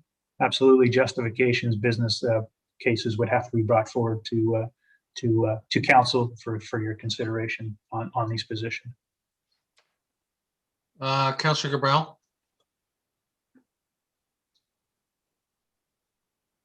There we go. Thank you, Mayor Allen. I just want to think about, or at least to have some consideration. Our present structure right now, if we have someone who works in public works, you have your public works employee. I think you have a lead hand, which might be the next step up. Now, after the lead hand, I guess it would be the foreman, or would that be what we're going to call a manager now? So I just wondered if we're putting another level in there from the bottom to the top, because that would mean that everybody above the existing, say, manager or foreman's position, there'd be that extra layer. I just want to get a feel for that, because the extra layer would also mean there undoubtedly would be more staffing costs, just based on salary and the differential between. So through you, Mr. Mayor, to Councillor Cabral, the next slide actually would hopefully, or sorry, not the next slide, the slide after this. So this is kind of the manager or the infrastructure section within the division, which right now includes our development engineering coordinator, which is the position that you spoke of earlier, Councillor Cabral, which is the one that's funded from the development community. We have water, wastewater, which again would be administered or looked after by the manager of infrastructure. And then we have our asset management coordinator, who's on hand already. This next slide, I believe, is the one that kind of speaks to what you were talking about. So within our roads and fleet department, we have the manager of roads and fleet. And then within each of the 2 yards, we have a supervisor within each yard, and we have a lead hand within each yard. And then we get into the equipment operators and the truck drivers. And one other thing that we've recently done is that the outdoor maintenance workers, so you'll see that there's 2 there for yard 1 and 1 in yard 2, which I think right now might be reversed. Those 3 positions, if you will, were previously shared with parks and facilities. And so in the wintertime, they would go to roads and fleet, and then for winter maintenance, sidewalk plowing. And then in the summertime, they would go and actually report to a different supervisor and look after the maintenance of our grass cutting and that kind of stuff. So what we've done recently is that we've said, instead of this juggling back and forth between different supervisors on a every 4 to 6 month basis, we've determined, okay, these outdoor maintenance workers will remain in roads and fleet. They will remain with those supervisors, and then the responsibility of what I'm calling, I guess, the grass cutting, the maintaining of some of our unprogrammable space. So not the sports fields and the baseball diamonds and that kind of stuff. That would be still fall under the next section, which is parks and facilities. But all of the other roadside cutting and the cutting of our wastewater treatment plant open space areas, all that would still be done by these individuals. Just they would be done under this same supervisor. So there's no longer this jumping back and forth between departments and jumping back and forth between different supervisors. Essentially, they remain in that yard, and that's part of their responsibility. So we did recently make that change. Okay.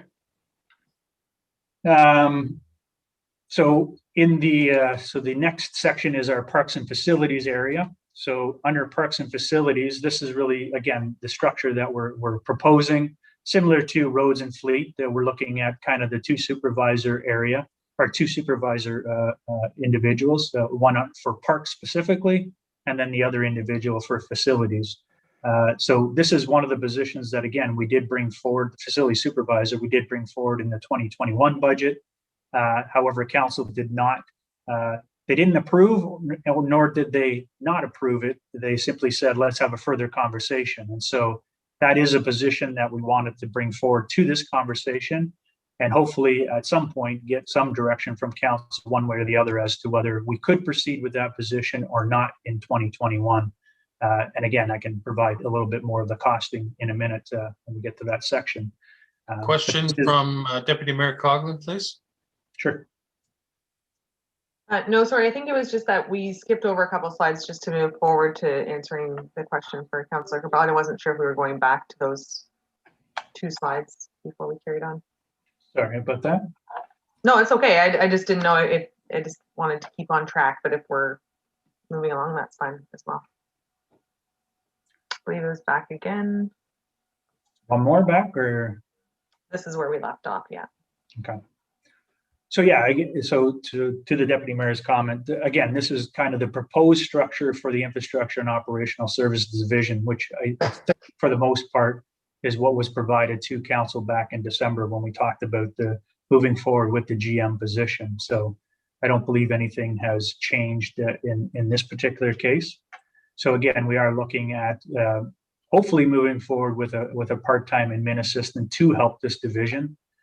We would be looking at, in the 2022 budget, requesting a manager of infrastructure to look after our infrastructure area. And the intent of the infrastructure area is really to bring all of our capital projects, whether it be roads capital, whether it be parks capital, all of that would fall under this infrastructure umbrella, if you will, and they would be responsible for delivering on those projects, obviously in tandem with our different departments, whether it be roads and fleet or parks and facilities would be engaged, but the actual capital project would be managed through the infrastructure area. In addition to that, we have our roads and fleet division or department, which we've talked about. We have our parks and facilities department that we'll talk about in a minute, and then we also have a manager of recreation to look after our recreational area. So if we move into the infrastructure area specifically, again, as I mentioned, this position would be something we'd be looking at bringing forward in 2022. The development engineering coordinator is already on staff. That is the position that essentially is 100% funded from the developers and is looking after the implementation of the Midhurst plan. Water and wastewater is administered through Aqua as a third party, although there are some approvals that have to happen with regards to our expenditures, and this individual would be responsible for looking after that. And then our asset management coordinator will also fall under this umbrella, which that individual has been hired and is moving forward with implementing our asset management plan. Question, Deputy Mayor Coughlin, then Councillor Ritchie. No, she's shaking her head. No question. Councillor Ritchie. Thank you, Mayor Allen. In this graph here on page 19, can the asset management coordinator, can they not step in to do that manager of infrastructure? They're not designed to do that. They're creating another position. So she'd have her own job and oversee the other 2 departments. And Aqua is basically, we pay them $1.2 million, $1.3 million a year. They give us a report and they look after everything. Maybe it's not that simple, but I have trouble accepting this one here. CEO. Thank you, Mr. Mayor. Through you to Councillor Ritchie. So Councillor Ritchie, the intent was, again, to propose this. We can come to council in the 2022 budget and seek this. To your point, the asset management coordinator, no, that position to me wouldn't be the individual to step into the manager role. To be quite honest with you, if we were to not move forward with this proposal, the structure, the intent would maybe be that the development engineering coordinator would be moving into a position to possibly take over this area, as they are have more experience with the actual development of infrastructure and development of residential developments, if you will. So the asset management coordinator is more coordinating the data that we have as it relates to our infrastructure and developing a plan going forward as to how we need to prioritize and spend on our infrastructure. But they wouldn't be the individuals to make the decision as to how how infrastructure is going to be developed and or to manage the development of new infrastructure. So Follow on? But development engineering coordinator, is that not paid by the developers it is currently. currently? Yeah. For how long? As long as the Midhurst secondary plan continues to evolve. Right. Sorry, when I said currently in the sense that where I was hinting is if council wanted to move forward with that individual being potentially the manager, then we would have to talk about some kind of a cost sharing agreement, different cost sharing agreement with Midhurst, because the manager position is not just responsible for Midhurst, they're responsible for infrastructure within the whole township. So it wouldn't be appropriate in my mind to ask the developers to pay 100% for that position when they're not getting full bang for their buck, if you know what I mean. So I agree. Mary Ellen, just respond. I agree. Like, I mean, a cost sharing arrangement. Like, I mean, once all these plans are lined up there, it's a matter of overseeing them. But way they go, like, I mean, they're not long putting the shovels in the ground as far as that goes. So oversee again, Aqua, yes, that I think that's worth taking a further look at. But again, I question the fact of that manager of infrastructure. But I'll leave it at that for now. Thank you. Councillor Cabral?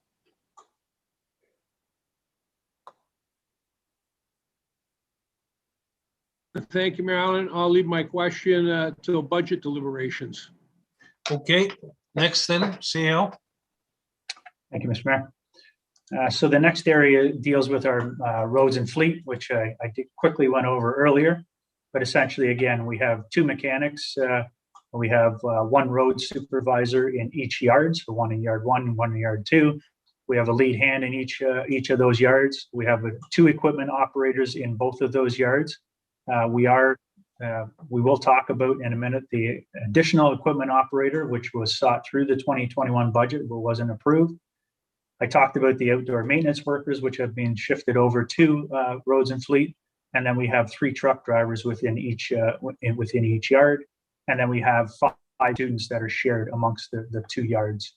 In addition to that, we do have a full-time patroller.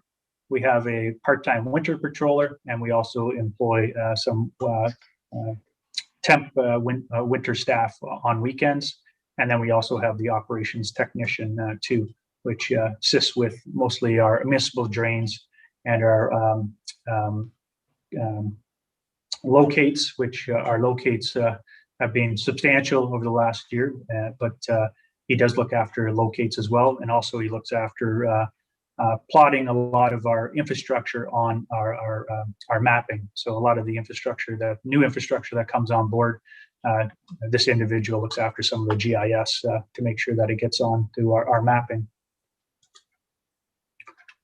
So under parks and facilities, so we have our manager of parks and facilities, and then the idea would be is that we currently have a park supervisor who looks after our parks and has some parks casual staff underneath him, as well as students. And then we have 4 parks and facility operator positions that are shared between parks in the summer, and then in the wintertime they move over to our arena and look after our arena, the Elmville Arena, the operation of that. So what we're trying to do here is develop another level whereby essentially we're bringing in a facility supervisor to be able to provide for a similar structure as we have in our roads and fleet area, where we essentially have 2 supervisors in each area to be able to provide for coverage that's required. And then under that facility supervisor position, we have a building maintenance assistant, a facility maintenance individual, and a facility attendant, as well as some of our custodians for EDHS, as well as our crossing guard also reports into this area. I'll pause there. I see a question. Councillor Cabral. Thank you, Marilyn. I just want to actually speak to the block on the far right there, the crossing guard.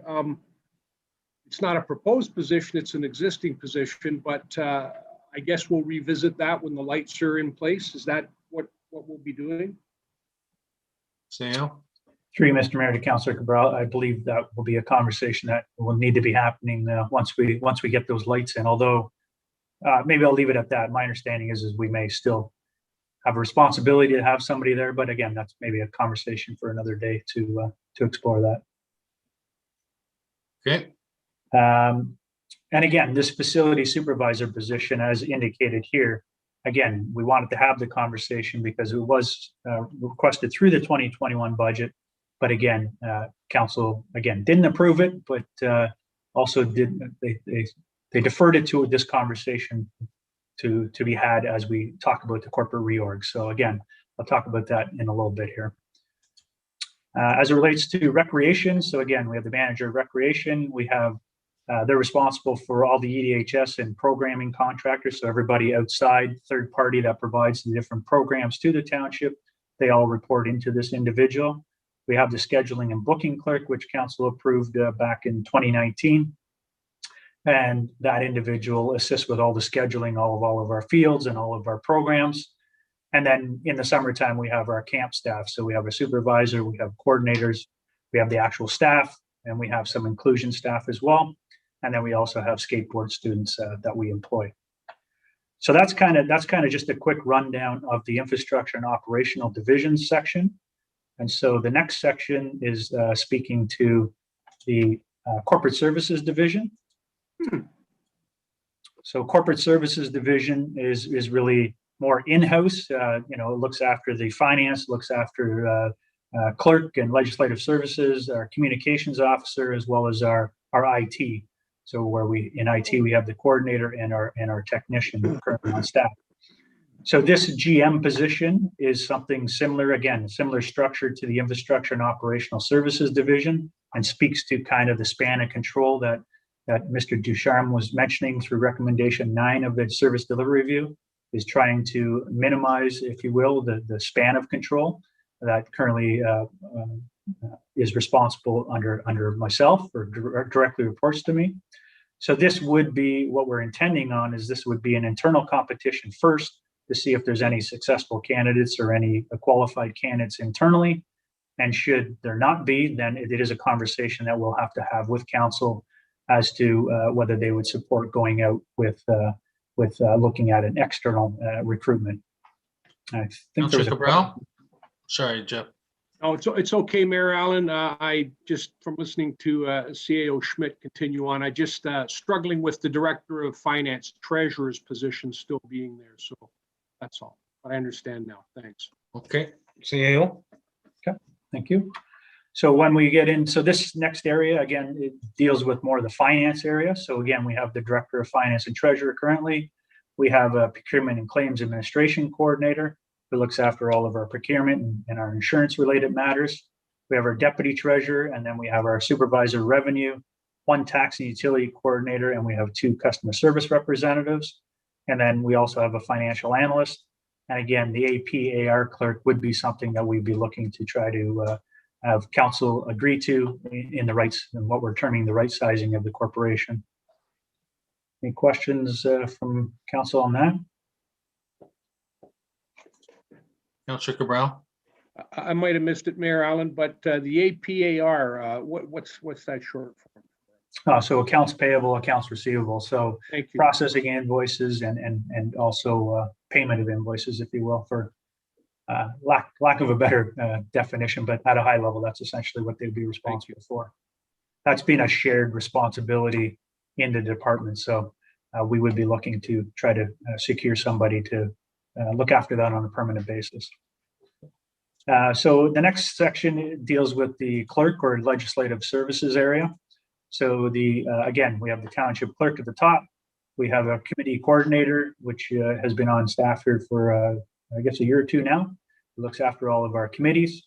We have our deputy clerk, and then we also have our supervisor of bylaw or MLEO, as well as we have an existing MLEO officer, but we would also be looking at the possibility of trying to bring on a new bylaw officer. Again, a position was requested in the 2021 budget. However, council did not approve that. And then we also have, actually, this should be updated.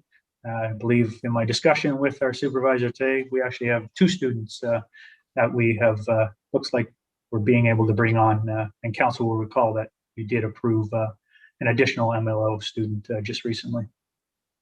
Councillor Ritchie, pause. Yes, thank you, Mary Ellen. Jeff, could you go back to page 24, please? Yeah. Financial analyst, just explain, an overview. Like, are we that big that we got to have a financial analyst there to be? Just explain what they're doing. So that individual is responsible for assisting the Director of Finance with the annual budget process and as well as our monthly financial reporting. So they looking after variance analysis and tracking of budgets, actuals against budget. So those are their main responsibilities. They also assist with the annual financial audit. So again, it's somebody to assist the director so that the director is not having to spend all their time trying to coordinate and develop the actual budget and or the financial audit on an annual basis. So it is a position that, again, provides for another level of analysis for the township. And do we have one now on staff? So yeah, so I get through you, Mr. Mayor, to Councillor Ritchie. So all of the positions essentially in white that aren't highlighted in a yellow or another color, those are all existing positions that we currently have in place today. And in that particular financial analyst CEO, we've had that position for how many years now? I want to say 2017, 2018. So you may recall, Councillor Ritchie, we had a 2-deputy system back a few years ago in which we made some changes, let's call it, and that position we changed into a financial analyst position as opposed to a second manager position. So we had somebody in the position, things didn't work out. Instead of rehiring another manager, we actually hired a financial analyst position. So it was a position lower than the manager position. Okay. Another term for this position would be senior accountant. Okay. If I'm right. Like Councillor Maude and Councillor Cabral. Sorry, Councillor Ritchie, did you have a final point? I'm just sorry. Is he something like a controller? Or is that the job of the treasurer? CAO. Through you, Mr. Mayor, to Councillor Ritchie. So yeah, the controller is more of the director of finance position. But this position would be a position, or this position is kind of the second-hand person, if you will, or right-hand person to the treasurer as it relates to budgets and financial reporting for the township. Thank you. Councillor Maude and Councillor Cabral. Thank you, Mary Ellen. I just wanted to know the difference between the deputy treasurer and the finance analyst. Through you, Mr. Mayor, to Councillor Ma Chapman. So the deputy treasurer really looks after, this is kind of the revenue stream of the township. So all the assessment and taxation and collection of that, as well as water and wastewater. So this individual is responsible for all of the, again, what I call the revenue stream for the township. And so the financial analyst does not look at, they look after, I guess, the financial reporting of our revenues and our expenditures against budget, but they don't look after the actual collection of taxes from our residents and or collection of water and wastewater revenues, as well as assessment challenges with, well, I shouldn't call them challenges, I guess, opportunities with MPAC. This individual deals with MPAC to a great extent as well. Thank you. Councillor Cabral. There we go. Thank you, Mayor Allen. I would have appreciated, I think, CEO Schmidt, through you, Mayor Allen, CEO Schmidt, because there might have been a person in that particular department, but I have to apologize. I didn't realize we had a financial analyst, how that actually came about or what transmorphed into the financial analyst.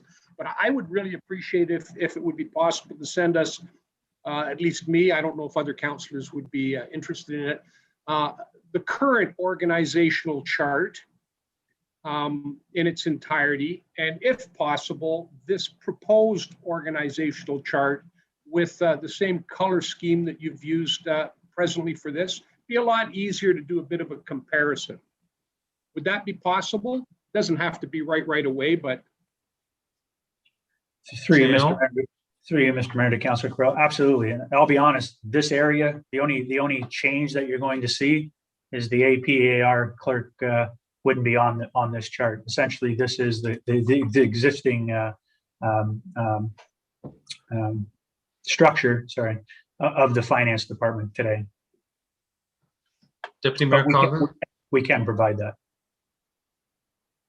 Thank you. I was just going to ask too, I mean, sometimes there are people that we know within the organization and then we may not know what their actual position or title is. So I think that sometimes we know who sits at what desks. Is it possible when that original is circulated that it does include the name of the employee, not the intended or on the existing corporation one? Because I think too, we don't want to identify individuals, but I think sometimes when members of council are asking questions, if we could just say the name of the person who holds that position currently, it would, the aha would probably come. Through you, Mr. Mayor, to the Deputy Mayor, absolutely. I have no problem sharing that information as long as it's somewhat kept confidential. Again, most of the positions, to be quite honest with you, are advertised and names are advertised on the, I shouldn't say advertised, are listed on the township website for contact information. So, but again, I just no problem sharing the information and it helps the conversation. Absolutely. Councillor Ma? Thank you, Mayor Allen. Thank you, Deputy Mayor. I was thinking the same thing, especially in the public works and that. I know lots of people, but I don't know their position. So it'd be good for someone like me who doesn't know everyone and where they sit. Not that I need to see it, but then it gives you a better picture, I would believe, to me now. But thank you for that. So Mr. Mayor, just one further thing, and I guess I should qualify this. I'll have to speak to our IT individual, Mr. Burney, about this, but the township did recently launch our new intranet, which there is an area on there specifically for staffing. So for those individuals that come on board and aren't familiar with some of the individuals, there's an opportunity to search by name and or by department. And so I will see whether or not there's an opportunity that members of council might be able to be provided that same opportunity. So I will get back to you on that. Sounds good. Okay. So the again, this is the clerk's department. So I think we went through that. So that kind of concludes the corporate services division. Now on to the planning and building services division. So again, we'll be talking about, so again, every position here, with the exception of this one and highlighted in yellow, are existing positions that we currently have. So we would be, again, going down the, proposing the GM structure. So a GM of planning and building services, again, similar to the corporate services, we'd be looking at an internal competition, and should individuals not be successful internally, then we would be seeking further direction from council to go external. We do have an administrative assistant that currently is really providing support to planning, but the idea would be is this position would also provide administrative assistance to the building department, so a shared responsibility between the two departments. Again, that's in line with trying to make sure that we have administrative assistance within each area to provide for that responsibility. Under planning, we would have a director of planning. We have the senior planner. We have 2 planners right now. We have a planning technician and / committee of adjustment secretary. And we also would be seeking council's consideration of an economic development / community engagement officer, which is a new position that we're looking at trying to bring on board to right size the corporation. And I won't get into too much of it right now, but I think the comments made earlier, I believe it was maybe Councillor Hanna was asking Mr. Ducharme about assessment, taxation assessment, and 90% being typically residential. Well, this is part and parcel of part of this position would be to ensure that as residential development continues, which for the most part, obviously subject to council's approval, residential development moves forward through the process that it typically takes. It's the commercial and industrial development that we would want to try to encourage and retain to try to reduce that 90% residential taxation versus 10% commercial industrial. We would want to try to build it up so that residential maybe is only, instead of 90%, maybe it's only 80%. So there is, a request for an economic development / community engagement officer to try to bring on that additional and seek that additional development through industrial and commercial applications. On the building side of the business, so we have our Director of Building Services, or Chief Building Official, and then under himself, we have the Deputy CBO, or Supervisor of Inspections, and we have 2 building officials. So we have one that actually just started last Monday, and that was a new position that was approved through the 2021 budget. And we also have a full-time contract individual who's been with the township for a couple of years now. And then we also have a building official plans examiner. And then also reporting to the CBO, we have a building co-op student, and we have 2 building assistants. That and again, that's somewhat current structure today. Any questions? Yes, there are a couple. Deputy Mayor Coughlin, then Councillor Cabral. All right, thank you.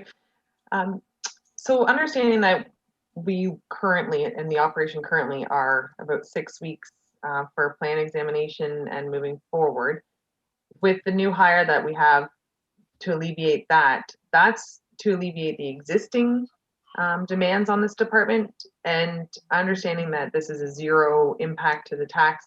Is that taken into consideration? To me, I expected to see another, whether it was a plan examiner or someone to alleviate the Midhurst impact as it comes on. So I wasn't sure if we would just be reactive to that, or if this new 2021 position was to alleviate Midhurst. Through you, Mr. Mayor, to the Deputy Mayor. So I believe the intent was to bring on this position twofold, to assist with the backlog, which the backlog is caused by a couple of different items, but the intent was to bring the individual on, get them up to speed with how the township currently operates, and then have that position in-house for when Midhurst starts to develop. I know that, in order to assist with the backlog right now, this individual will assist to some degree, although it will take them some time to get on board and get up to speed on new processes or processes that the township utilizes. We are using a third party to assist us with some of the more complex type of applications in an attempt to reduce the number of the backlog that we have today.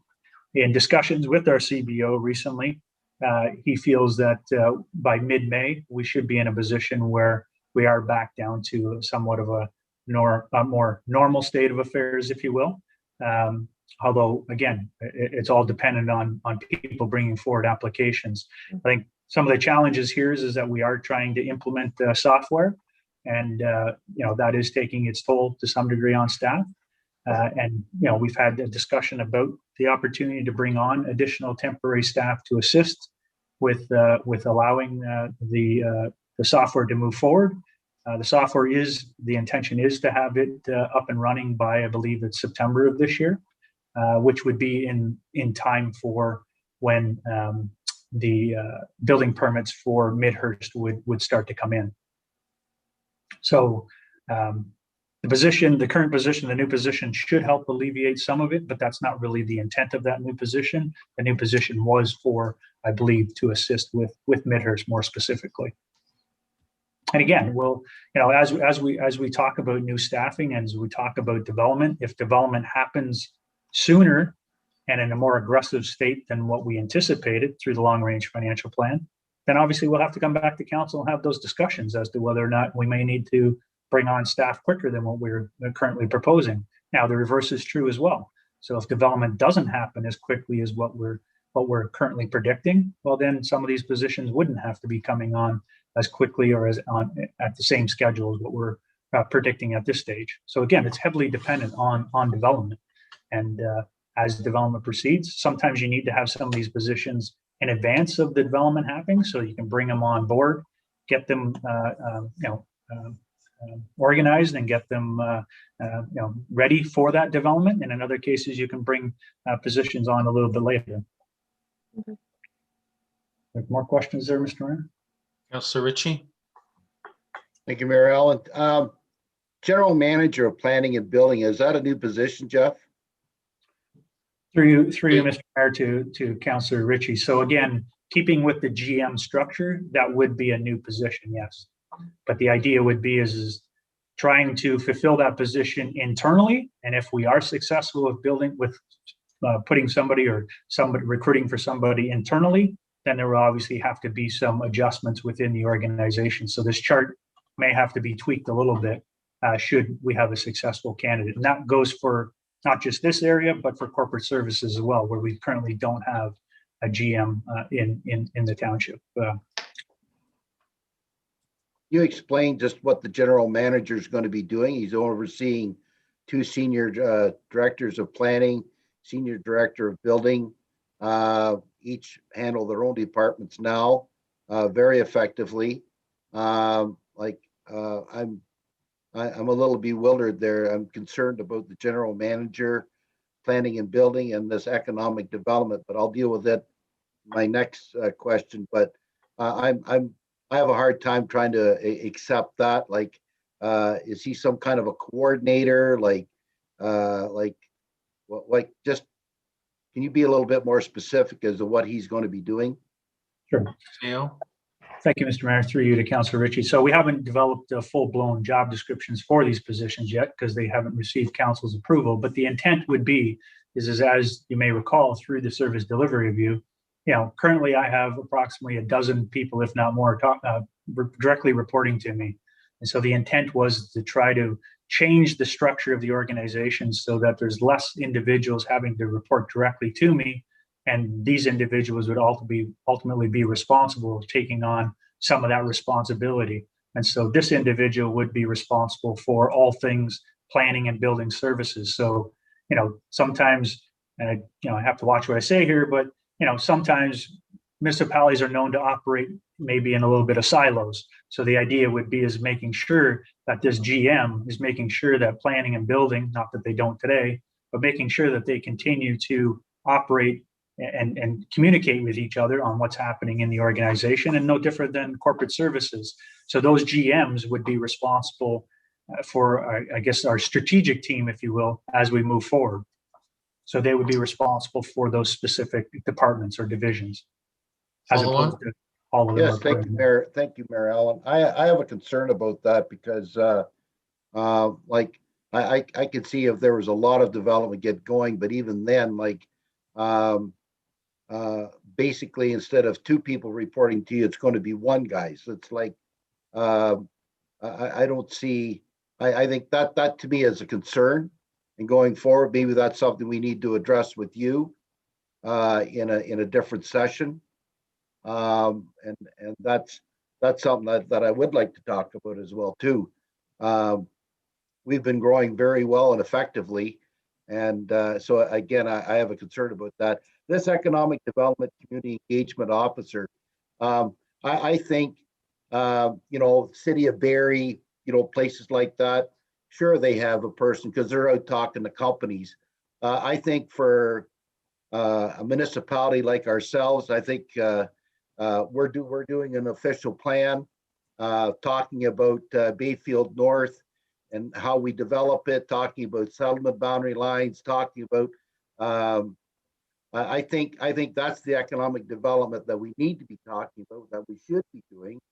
I think as a council, I think when I talk about economic development, this cannabis thing that I talk about if somebody wants to start something up, how do we get out of the box and address that? But wait a minute. But this economic development thing, our beer store closed down. Why aren't we as a council writing a letter to the beer store to tell them that that's an awful kick? That's the kind of economic development we should be doing. Not have somebody run around with a credit card taking people out for lunch. Maybe that's a little rough. Maybe I shouldn't say that. I take it back. But I have a hard time supporting that one, supporting general manager. And those are issues there that we need to address further going down the road. And I'll leave it at that. Thank you. Before I go to Councillor Gabal, any comments, C.O. Schmidt or Jason? This is basically what this recommendation goes to, is that right now CEO Schmidt is having too many people report to him. And he's basically not being able to function in some ways as a CAO should be able to function. So as we continue to grow, we do have to look at this reorganization to reduce the number of people who are directly reporting to him, and allow for other things to occur in lieu of that. Jason, this is not an unusual progression in an organization, is it? It's a very normal approach, because having 12 direct reports is unsustainable as you grow. It also can increase flight risk. Like the CEO might say, this is just not working. And one of the benefits of a GM structure is that you're in a way grooming the next generation of leaders, of CAOs, because you have it's an increased responsibility. So rather than having everything at a CAO and then all of the different departments, what you've got is that general manager position, which is a stronger role with more delegation of duties to them from the CAO. But it is a very common structure what's been presented here. Councillor Cabral. Thank you, Mayor Allen. Actually, a couple of comments with one question through you to CEO Schmidt. Who did the planning and building administrative assistant report to? Through you, Mr. Mayor, to Councillor Cabral. Right now, that position does report to the Director of Planning. Okay, the intent would be is that position would be shared between the two departments to provide administrative assistance to both areas. Yeah, I just want to know where they fit in prior to this here structure. I'm just going to step back and make a couple of comments here. And it might be a comment with respect to what I'm starting to perceive as the elephant in the room. CEO Schmidt's not in a position to really do his job as effectively, and that's what I'm hearing. But I can't help but say that he's reporting to a lot of people, because we've got two directors who are missing in action right now. And, you know, if you look back at the status quo, the organizational structure prior to this reorganization that we're looking at now, this proposed reorganization, that structure seemed to work pretty good. There were directors who reported to CEO Schmidt. I think it was fairly manageable at the time. I was certainly open to hearing more about the reorganizational structure and whatnot. But I think I need some clarity on this one. I was under the impression that the CEO Schmidt would have a general manager beneath him or reporting to him, and that general manager would then speak to all of the directors, I guess, or whatever managers were still in place. But the further we go down along here, I keep seeing general manager, but there's different titles underneath them. So how many general managers are we actually having? Because the directors are still existing too. So that's why it's difficult when it's compartmentized like this to grasp the whole organizational chart as a whole. Well, I think slide 17 addresses that, if you swing back to that. Right, so slide 17 shows 4 general managers, and we currently have 4 directors. Yeah.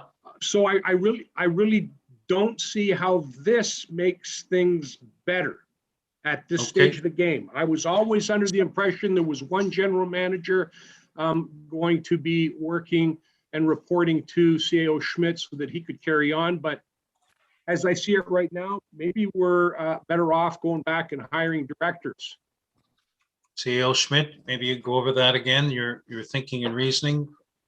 Yeah, thank you, Mr. Mayor. So the intent was, again, through the service delivery review, we were looking at span of control. Sorry, my apologies. I'm just trying to look for something here as I'm talking.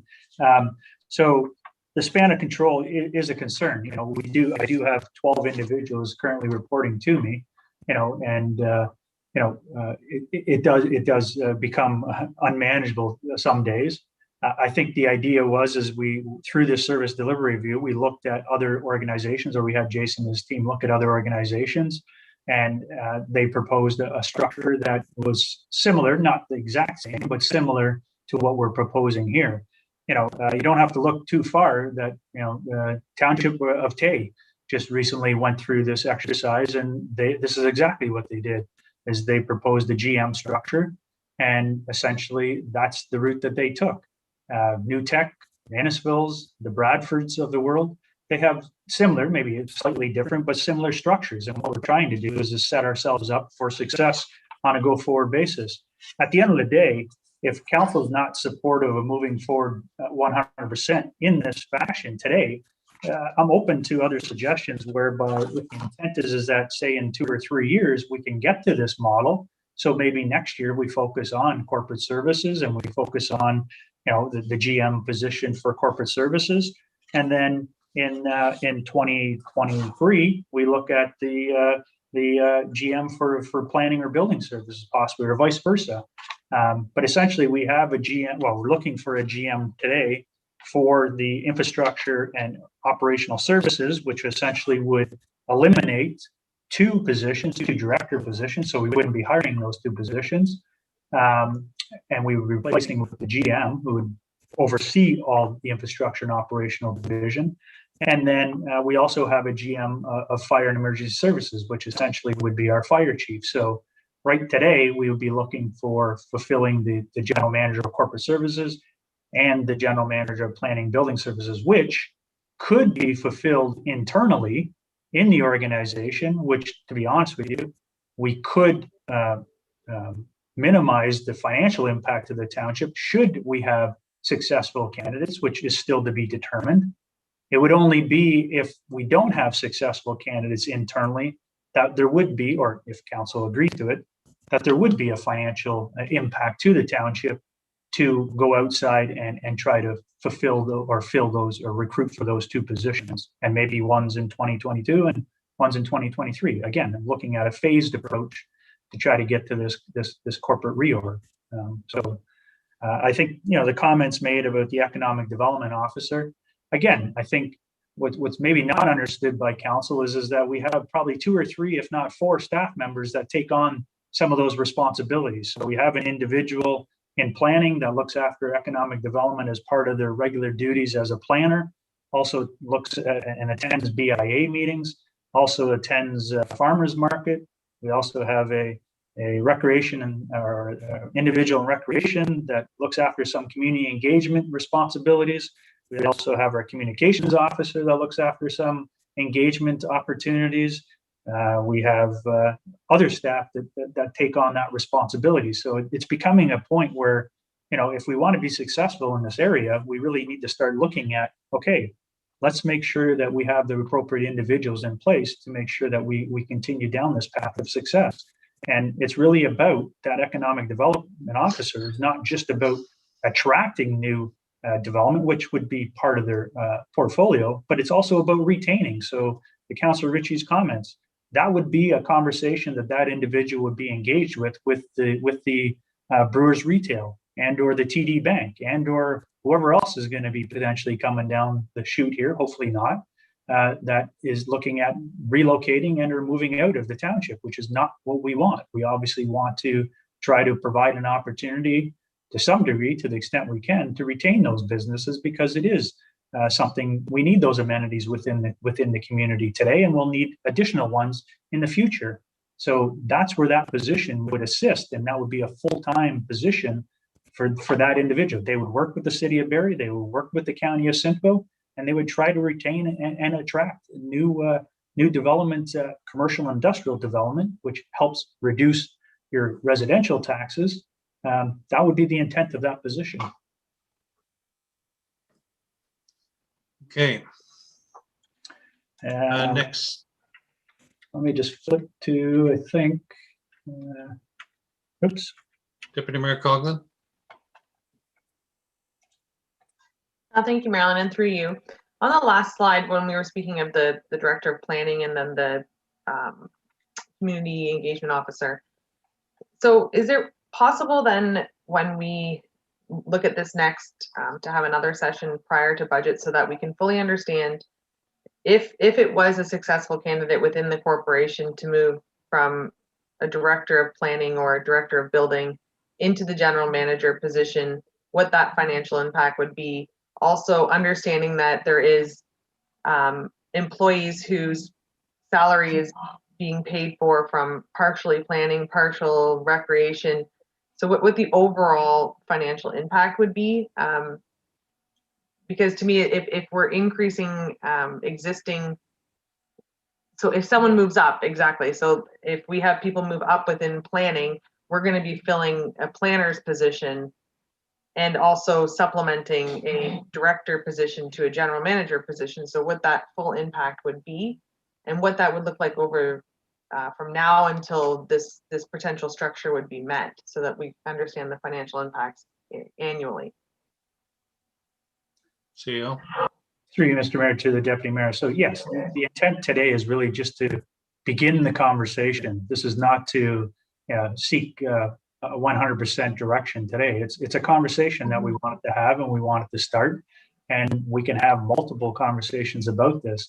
To your point, Deputy Mayor, if someone is successful internally, absolutely, we would have to take a look at this structure. And we've already somewhat, to some degree, had that conversation as to what that would look like. Not sure that I want to necessarily have that conversation in an open session with you today, because there would be names or likely passed around, which I don't think would be appropriate in an open session. However, I'll turn to my clerk who may tell me otherwise. But again, I'm willing to have that conversation, and this is really just the start of the conversation about where this corporation is heading or could be heading. Thank you. I think part of the challenge that some councillors are having is that we've been talking about a general manager of infrastructure and operational services because we presently don't have two directors in those public works or operational services, parks, recreation. But to suddenly then put in general managers at the other general manager positions and still have the directors in those respective departments seems like a big shift to do it all at once. And the question is, and you said earlier, the job description of the general manager hasn't been yet detailed, and yet the directors would still exist. So, what is it that they're going to be doing? How much is it going to cost? And is this something that we should be considering phasing in, as you suggested, over a number of years as we grow, as the growth happens? And would it be possible to have an effective reporting structure where you had, first of all, one general manager and then the existing directors reporting to you? Then that would change to two general managers, three general managers, and then eventually, as you have depicted it on slide 17, over maybe a course of 3 to 5 years or something like that. So, what are your thoughts with respect to that process? Thank you, Mr. Mayor, and through you to members of council. Again, this isn't a one-shot deal in my mind. We're starting the conversation, and I'm open to having that conversation with council. And I get what you're saying with regards to the directors, and that's where I guess I would like to have maybe a little bit more conversation with each of you, maybe in a more closed environment, to talk about individuals specifically, if you will, because I think that we likely have some individuals internally that could possibly fulfill those GM roles. And if they were to fulfill those GM roles, it would not be my intent to hire directors. It would not be my intent to backfill the director positions. We'd be looking at the possibility of moving maybe a manager position, if you will, or somebody to a manager position similar to in other areas. So it would and yet that's not what has been depicted on these charts. No, and I didn't want to make that assumption at this stage. I wanted to provide for, here's what the corporate structure may look like overall. how we get there and the timing of when we get there is still subject to discussion. So to your point, if council's not agreeable to this structure today, my question would be, is council possibly agreeable to this structure in 2 to 3 years, and we phase it in over a 2 to 3 year or 3 to 5 year time frame?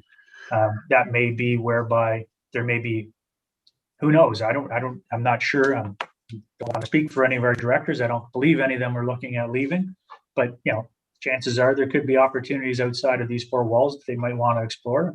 Maybe, maybe not. But at the end of the day, if someone does leave, similar to our Director of Public Works and our Director of Rec, to me, that's an opportunity for us to take a look at the organization and determine, should we just be backfilling those positions, or here's an opportunity now to make a possible change? And that's kind of what we've been doing, that what we suggested in the infrastructure and operational services area. So again, I'm not suggesting that we have to move to this tomorrow, but if we can all agree that, yeah, okay, this concept makes sense, and we're agreeable to possibly move to it in a 2 to 3 or a 5 year time frame, I'm open to that. Okay. As long as we know what the vision is and ultimately where we're going. Yep. No, I think that's all good discussion. Okay, I think given that, we can progress through to the end of your presentation here, and with that in mind, we'll move forward and continue discussions. Councillor Ritchie, did you have a point to make? Yes, I did. Thank you, Mayor Allen. Can you go back to the slide we were just at there, the corporate reorg for the planning? And I'm having a hard time with the general manager, like I spoke. The planning and building administrative, that position there, I think is something worth taking a look at between these 2 departments. And if we just follow the flow, like you go in with a building permit, and I'm speaking like I went through this whole process last year, and like in order to facilitate and make the whole operation run a lot smoother, and from having conversations with the director of building there, a zoning administrator. So they look at the application, they check out the zoning, and move it through the process and make that process a lot smoother. And if that zoning administrator could fill that role of planning and building, then I would support that 100%, because these are areas where, this isn't rocket science here, folks. We're in the service business, okay? We can provide service and make the transition and move that through the process a lot smoother. I'm all for that. That goes for any position, but to just, anyways, I'll leave it at that. We're in the service business, but I think from everything, well, maybe I'll just leave it at that, and I'll wait till we're done, and then I'll speak. Thank you. Okay, CEO Schmidt. So thank you, Mr. Mayor. So just to finish up the corporate reorg. So this is as it relates to our fire and emergency services division. Again, essentially our fire chief would become the GM, and then we have an administrative assistant. We have our deputy fire chief. We have a divisional chief in training. We have approximately 95 volunteer firefighters, and we also have a divisional chief in fire prevention. And again, not necessarily seeing any changes in this particular area, except with the GM position, obviously. So that kind of finalizes that conversation, Mr. Mayor, for now. The next couple of slides, we want to talk about kind of more what we're terming the resizing of the corporation. So the analysis that was conducted here, and I'll walk you through it as best I can. So what we've done here is we've taken the 2021 salaries and benefits budget for each of these areas individually, and then we've taken the average FTE cost. So this is full-time equivalent. So this does include casuals and part-times as well in here. So this is an average FTE cost that was provided to us through by Watson Associates through the long-range financial plan. And so if we take for example, the 2021 salaries and benefits, and we divide this by the 102,872 for general admin, we come out to a calculation of a total number of FTEs of 21. So we've done that analysis for each of these areas to determine that overall, based on that analysis, we're looking at we should have around 95 FTEs. Further to that, we determined how many actual FTEs do we have in each department today, and we've determined that this is the number that we have in each department. So with that said, we've determined that overall, it would appear that we require an additional 7 FTEs, and we've determined which of the areas in which we feel that those positions may be required. So that's the analysis that we conducted there. And the next slide just kind of indicates what those 7 new positions would be. And we did indicate that they're required immediately, but we'll talk about that in a minute. So the 7 positions that we would be discussing or would like to advance at some point in the conversation with council would be 1, the municipal law enforcement officer, which was included in the 2021 budget. The administrative assistant part-time position, which we've talked about and was in the 2021 budget. The equipment operator, which was in the 2021 budget. The child and youth librarian, which was again in the 2021 budget. And then the next 3 positions are ones that we see as requiring, the township requiring in order, again, to right-size the corporation. So the executive assistant to assist council, myself, as well as the clerk's department. The economic development community engagement officer, which we talked about. And then also the accounts payable, accounts receivable position that we talked about. And I put this in here too as the facility supervisor because we still haven't necessarily received approval to move forward with that position, and we would be looking for council support to do so. So understanding that, moving forward with all those positions, it would be fairly daunting and significant from a cost perspective. So this slide here tries to provide for what the cost implication in 2021 would be should council agree to move forward. And so what we've done is we're not hiring the 2 director of public works and the director of rec, the GM impact. And again, these numbers here in the 2021 total compensation are prorated, so they're not full year figures. So with that all in mind, if we were to move forward with all those positions, we're looking at about $110,000 impact. However, and I'm trying to be open and honest and transparent as much as possible here, the full year impact though would be closer to $378,000 should council move forward with all these positions. So again, understanding that that is fairly daunting and not likely going to happen. What staff is looking at is trying to get council support on potentially moving forward with this, which essentially we're already on the path of the first 3. Essentially, the director of public works we're not hiring, the director of rec we're not hiring, the GM we're on recruiting right now. We would be looking to hopefully get council support to move forward with the facility supervisor position, and also consider moving forward with a part-time admin assistant position for infrastructure and operational. That infrastructure and operational division. So if we were to move forward with that, we would still have a savings in 2021 of approximately $127,000. However, when we look at the full impact in 2022, there would be a slight uptick of around $23,000, just short of $23,000 to be able to accommodate.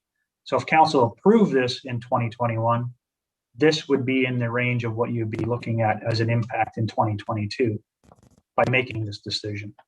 So that is something that we would like to have more conversation with council about to see if council would be on board with moving forward with that. I see a question. Councillor Cabral. Thank you, Mayor Allen. Just a comment.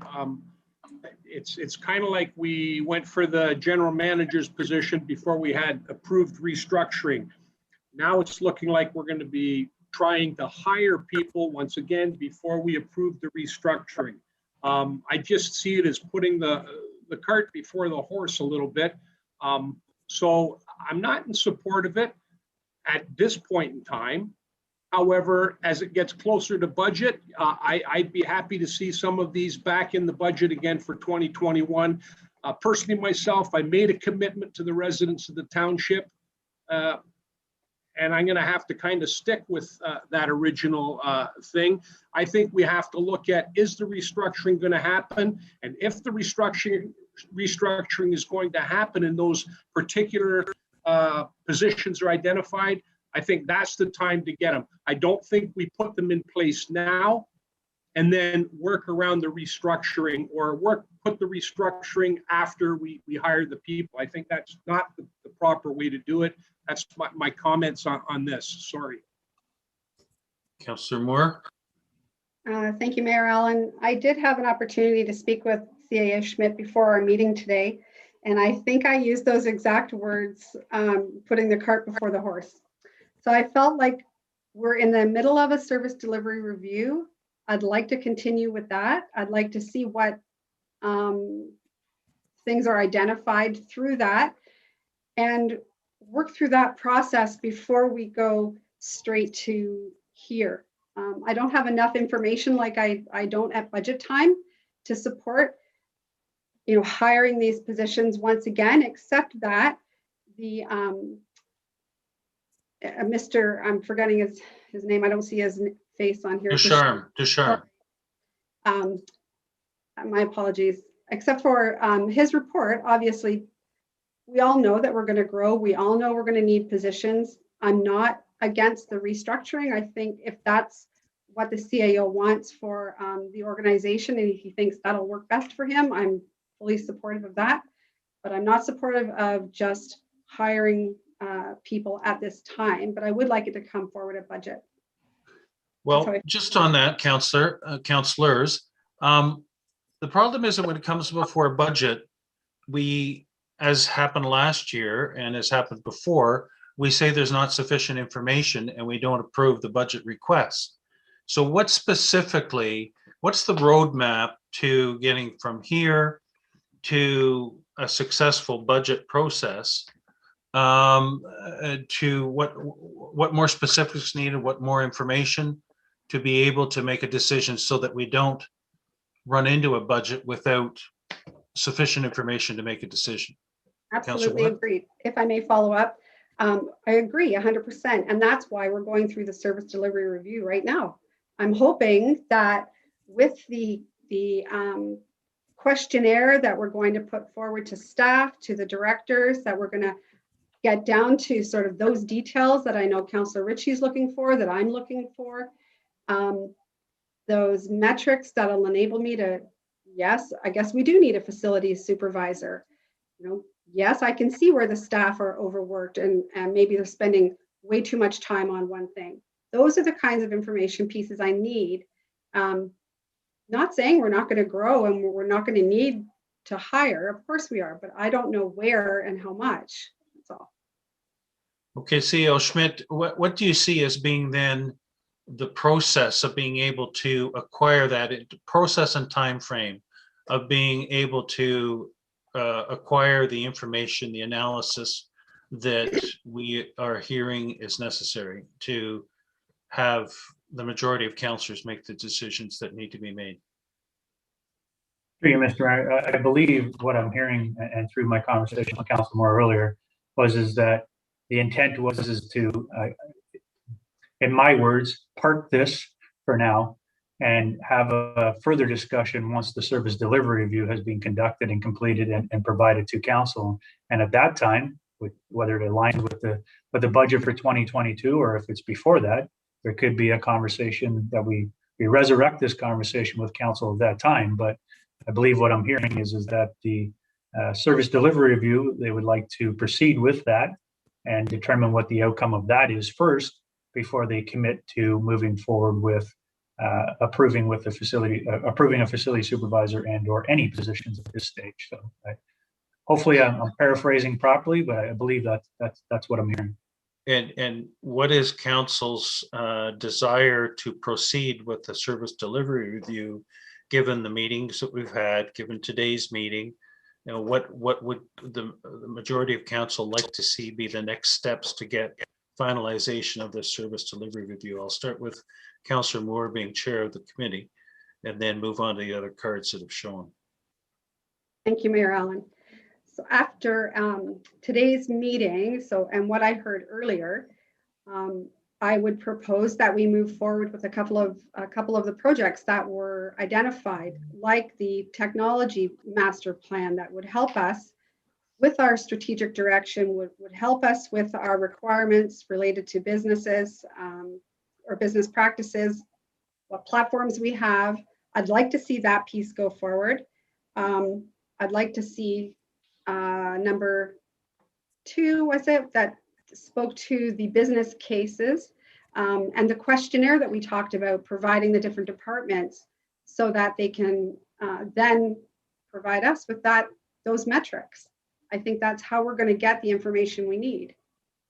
So those Okay. are what I'd be proposing to move forward with recommendation 2, 4, and 5. And on that, in discussion with Jason, how possible is it for us to do as much of the work as we can through questions from you, templates from you, and then review the results of those with you, Jason? That's a very common methodology, where instead of us going away and doing all the heavy lifting, we're acting more as a coach and an expert advisor to help with templates, forms, questionnaires, and then it's staff that does the work in sort of completing that stuff. So that is a very common and inexpensive way of getting additional services. The one thing I would say is that if staff are really busy, this is an additional thing for them to do on top of what they're already doing, and that can affect the ability to get the data, because you're in effect asking staff to do another thing. So it has to do with staff capacity as well. Which, if you were asking the questions, staff would still have to get the information for you anyways. That's right. Yeah, yeah. Councillor Hannah and then Councillor Cabral. Thank you, Mayor. Just to answer some of your questions, I do think we had a very successful budget process last time around. And unfortunately, we were impacted, and we're going to continue to be impacted by the COVID-19 pandemic. And I think that's going to affect us going forward, maybe in the next budget as well. To answer some of the questions about hiring right now would be, in my mind, a financial impact on our current residents, especially as I've mentioned with COVID. And also by hiring now, I'm not saying we shouldn't hire anybody, but hiring now, the minimum should be was what we're looking at. Also, the future residents that would be moving here would not be impacted as much as the ones right now who are going to be the ones paying the freight, if you like, in order to accommodate new residents coming here.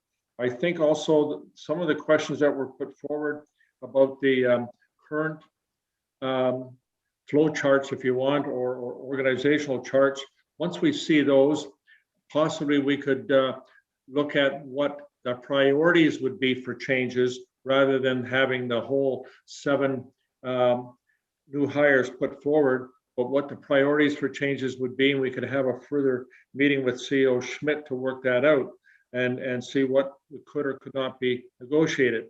And as Mr. Desjardins pointed out, some suggestions for new technology, but given that we also have technology that we currently have that maybe we're not using to the full extent. So with all those things to be considered, I think that we have to delay anything going forward at the current time and answer some of the questions that I feel came forward today and maybe need to be answered in the near future with further meeting, maybe with CEO Schmidt. Thank you. Councillor Cabral. Thank you, Mayor Allen. I'm going to step back again. When we were talking about the restructuring, and it was actually some comments that were made.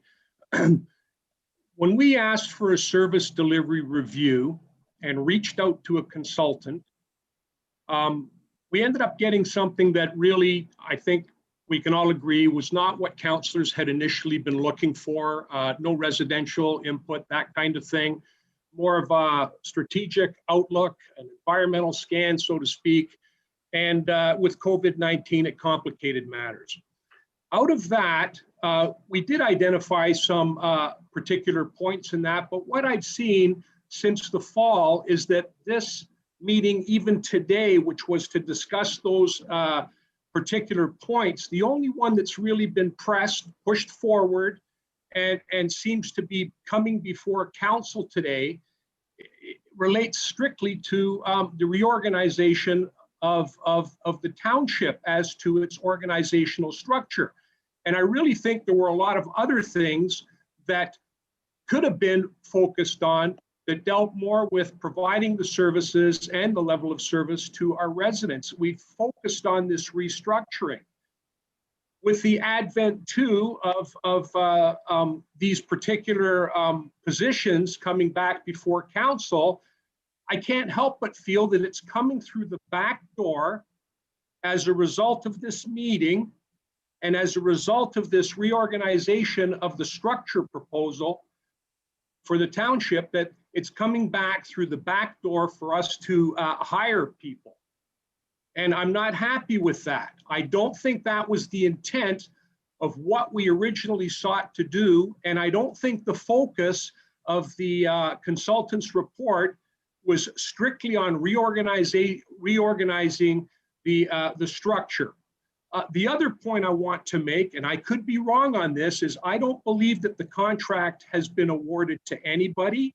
So I do take exception, and I do apologize, Mr. Ducharme. I mean no offense by this, but I think it's a little bit presumptuous to automatically assume that we should be directing guidance and directing Mr. Ducharme on certain points when in fact the contract may not be awarded to his firm. So those are the 3 points I want to make. And I think it's important that we understand that, because there were all of those other points for us to be discussing and moving forward on, and we're focusing on restructure, and all of a sudden we're having a debate about hiring. Okay. I want to add to that, Mayor Allen, because that's what this has become today. Well, okay. Deputy Mayor Coughlin, go ahead. Thank you, Marilyn.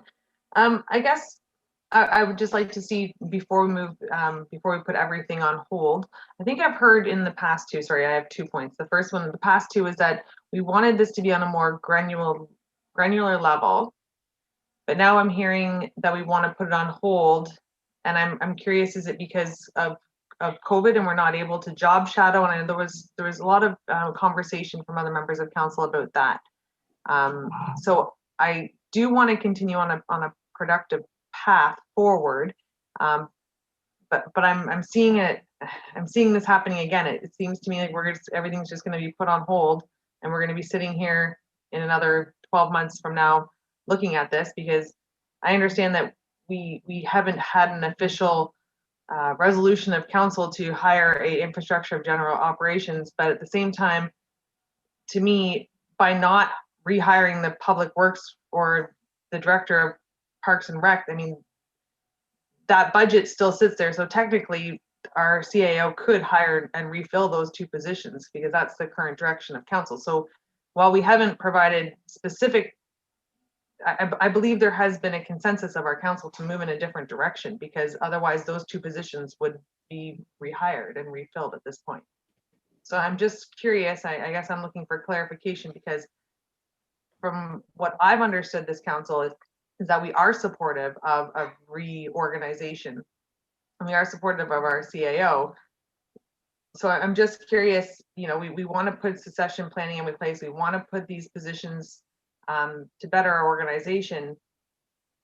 Putting things on hold doesn't seem like an option to me. I understand that there's more information that we need, and to identify exactly what that information is that we're all seeking, so that it can be provided to us. So I know myself, I would like an opportunity for another session with the closed portion of it, so we can identify the positions readily, so that we understand, you know, suggesting, oh, okay, if this person moves into this position, it creates this type of succession. I think that's beneficial, but I don't want to see it just put on hold.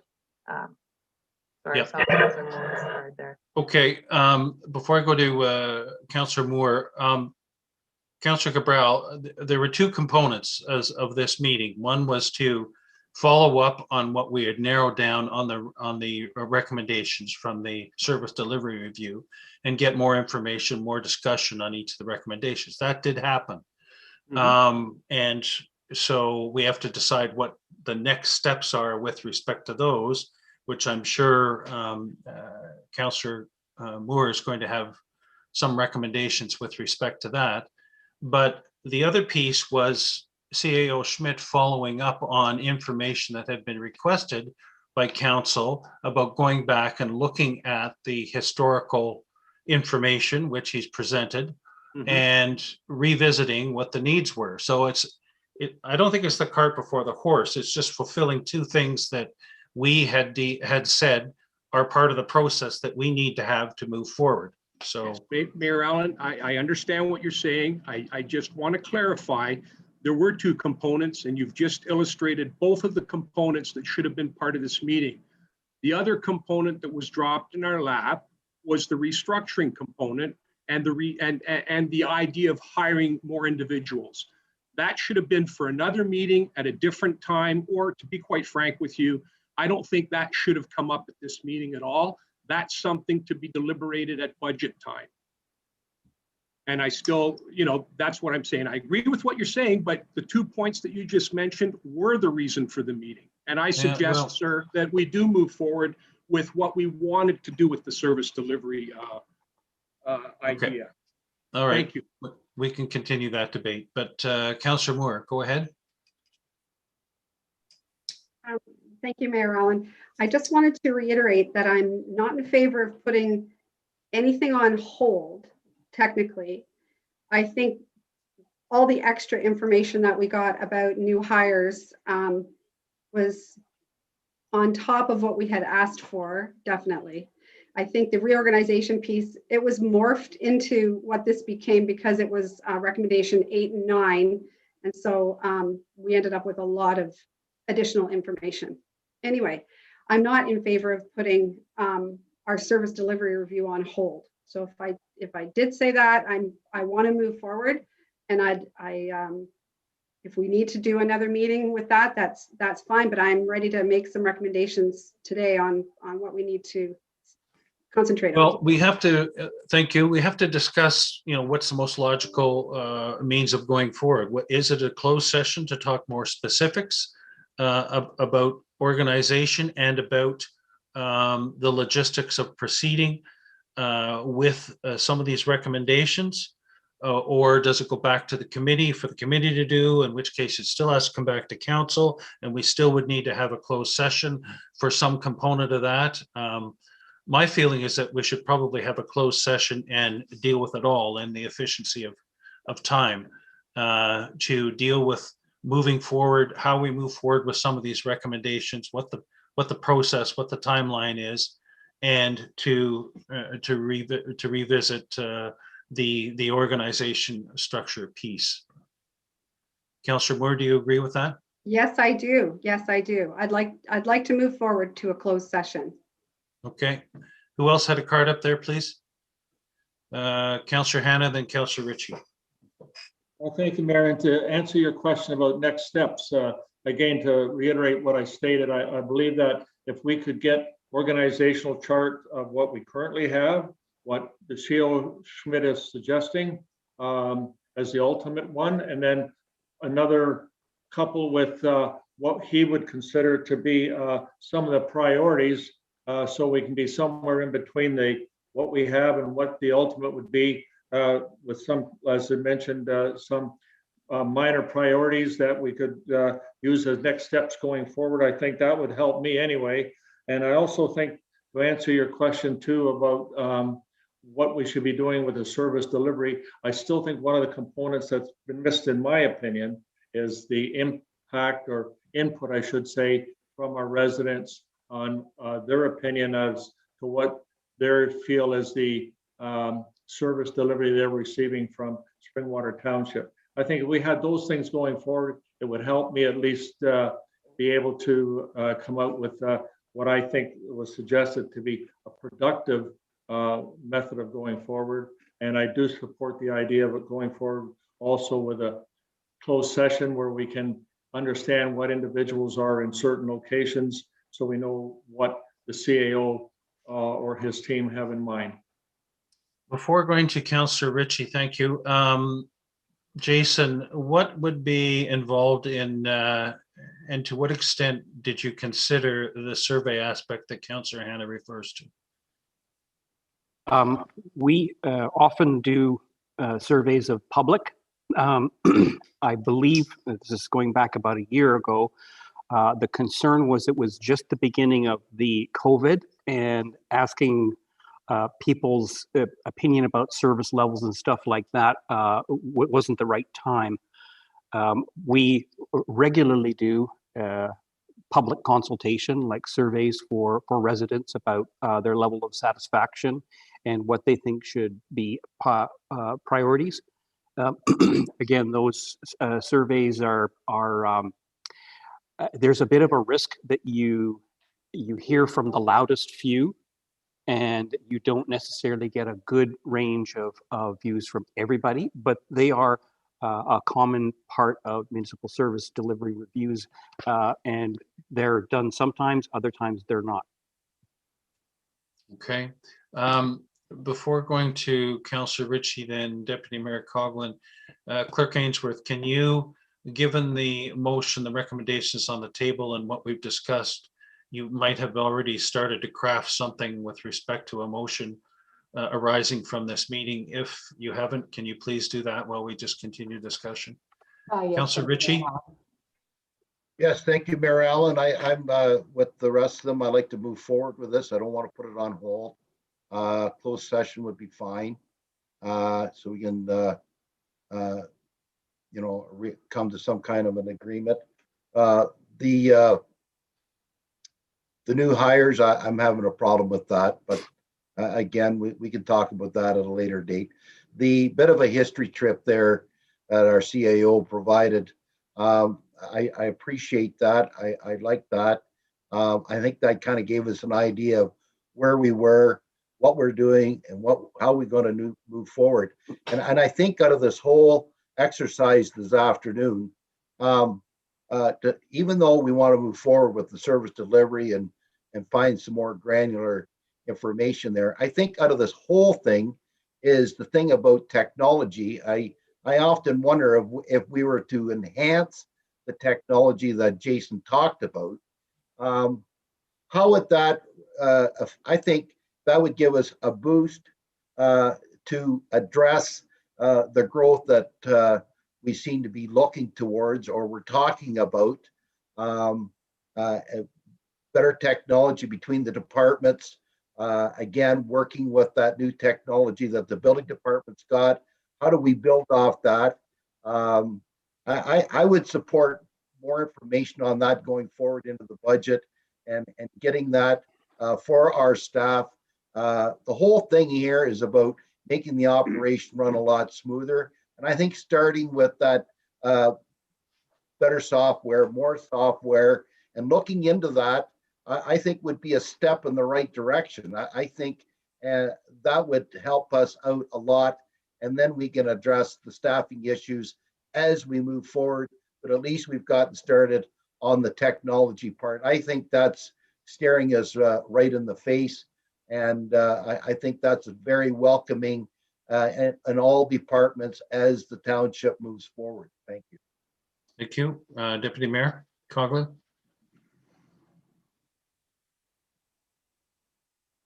Thank you, Marilyn. And then just through you to Jason as well. The community engagement or survey that typically goes out to residents, understanding that it is about service delivery and what they're experiencing, and that the last year has not been something that we can accurately measure as a yardstick as to what the corporation typically provides, because bylaw, enforcement of bylaw, recreation services, these are all things that our residents, these are the tangible ones for them. So in your experience or in your opinion, what would we be asking our residents if we were to go out to our residents currently? I'm just curious to make sure that if we do engage in a public consultation as a portion of this, I'm just curious how we would how would we obtain the information that would suit us as a council? It's an excellent question, and to be quite frank, it would be very difficult to go and ask people what was your experience with the recreation programs, for example, because you didn't have recreation programs. So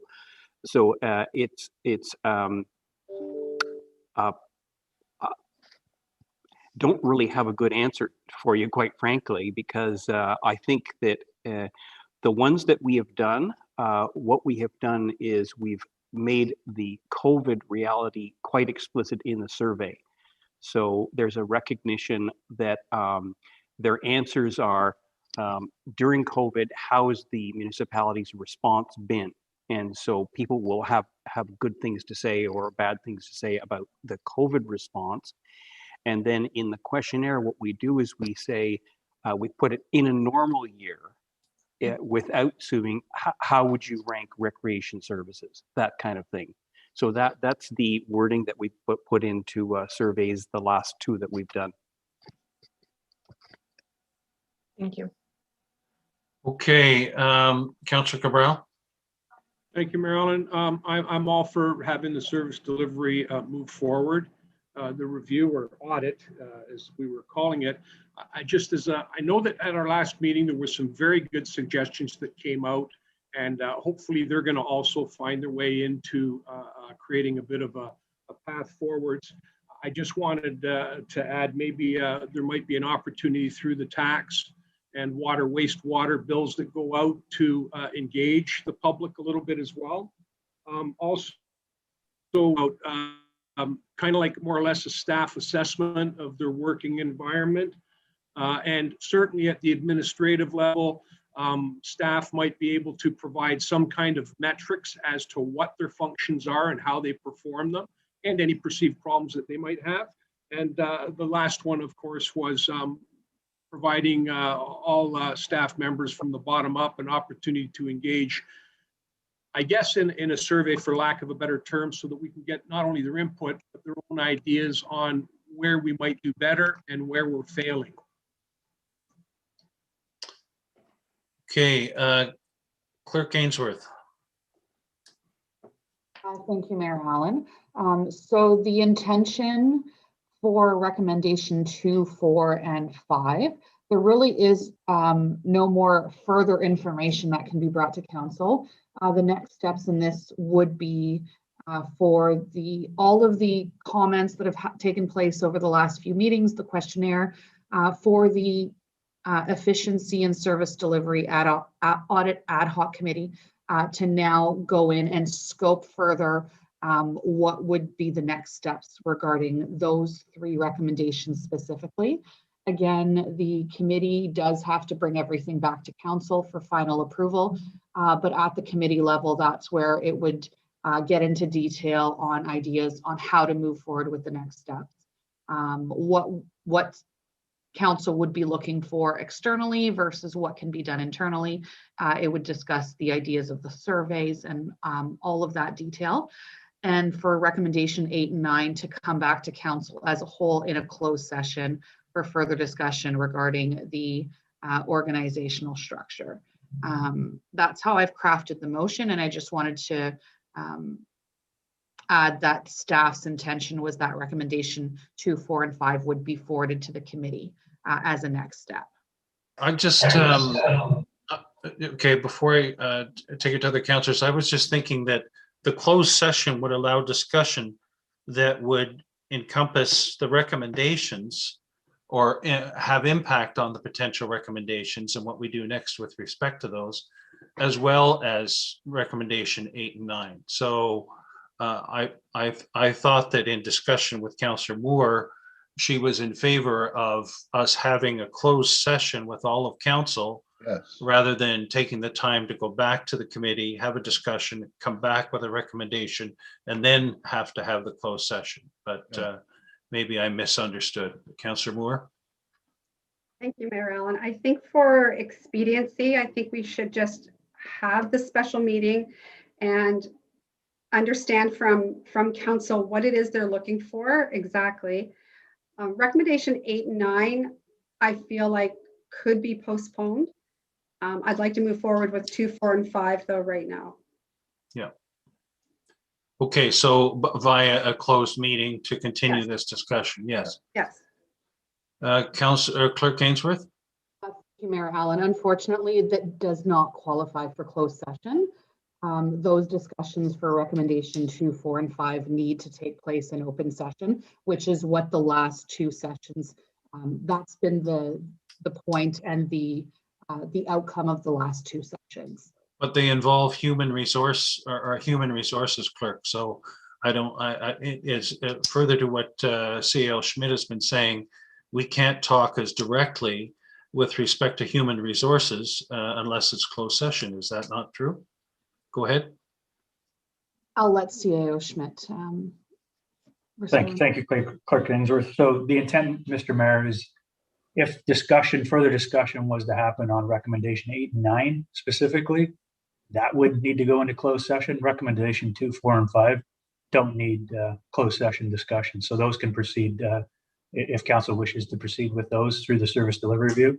My comment would be is that the committee take those recommendations and develop an RFP. And what I'm hearing is I'm not sure that you're all on board with continuing to use the same services that you used in the past, and maybe you want to go out to market with an RFP regarding those 3 recommendations.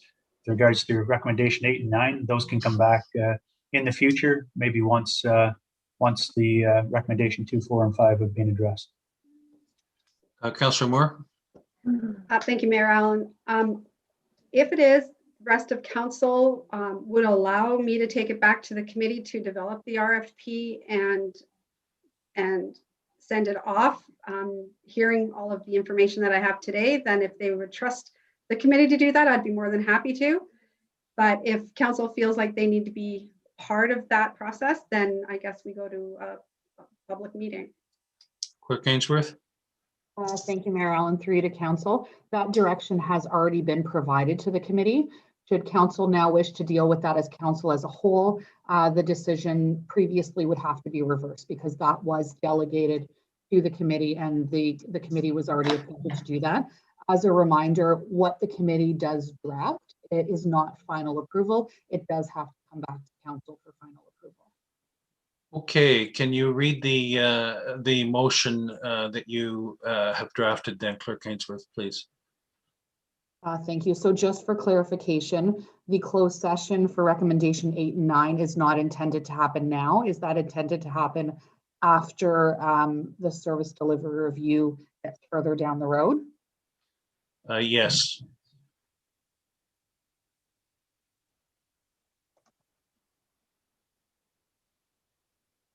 With that said, am I correct in saying that we are proceeding with the general manager recruitment process that we've already agreed to?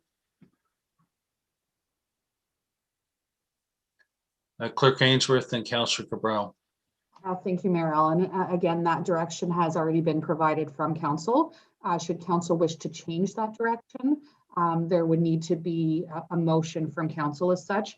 I would have to look into the reconsideration as money has already been expended, but I would have to ask CAO Schmidt to. Okay. Were you shaking your head, Councillor Cabral, or? Along those lines as well, Mayor Allen, but I was going to reach out to CAO Schmidt and ask him if it presented a real problem, if we had one general manager that was hired by that title and we didn't move ahead with the restructuring at a later date and we had our directors in place, at the end of the day, what would be the difference is what I'm asking. Well, I think that was discussed as a possibility as staging it over a number of years, but CAO Schmidt, do you want to comment? Thank you, Mr. Mayor. I think that was part of the conversation definitely that we had. And again, willing to have that further discussion with council as we move through the process. And, I would suggest you move forward with recommendation 2, 4, and 5 and get that completed. And then we can circle back and talk about recommendation 8 and 9 and what that could look like. And if you want, we can schedule a closed session later on. And we understanding the comments made by council here, we can develop a phase-in plan if council would like to see something like that. Absolutely, I'm in your hands as to what you want to see here. Just trying to position the corporation to move forward. That's all. And again, there's different approaches to that, and I'm open to those discussions. So I will say the GM of infrastructure and operational services, we're on week 3 of our consultant, and hence we have spent money, and we're committed to spend another $5,000, I believe, in 10,000 total. So they are working through the process, and we hope to have something. They did indicated probably take anywhere from 6 to 7 weeks. So we hope to have something sometime in May to report back to council as to where things are at. So, Councillor Hanna. Thank you, Mayor.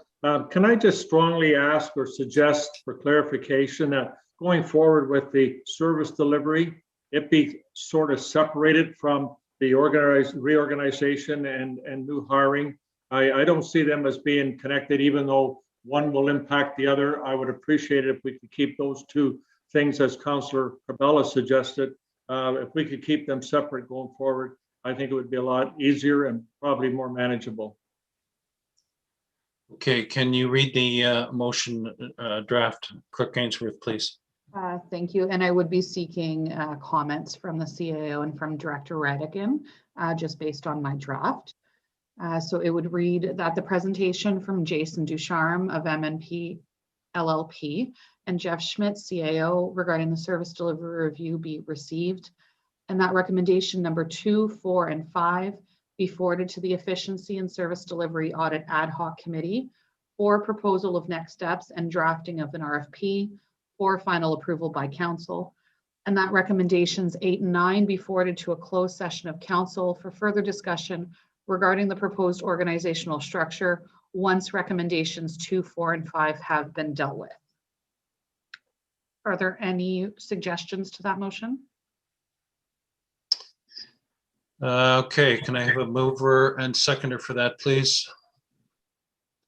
Councillor Ma and Deputy Mayor Coughlin. All those in favor? Can I ask for a recorded vote, please? Because I don't agree with it.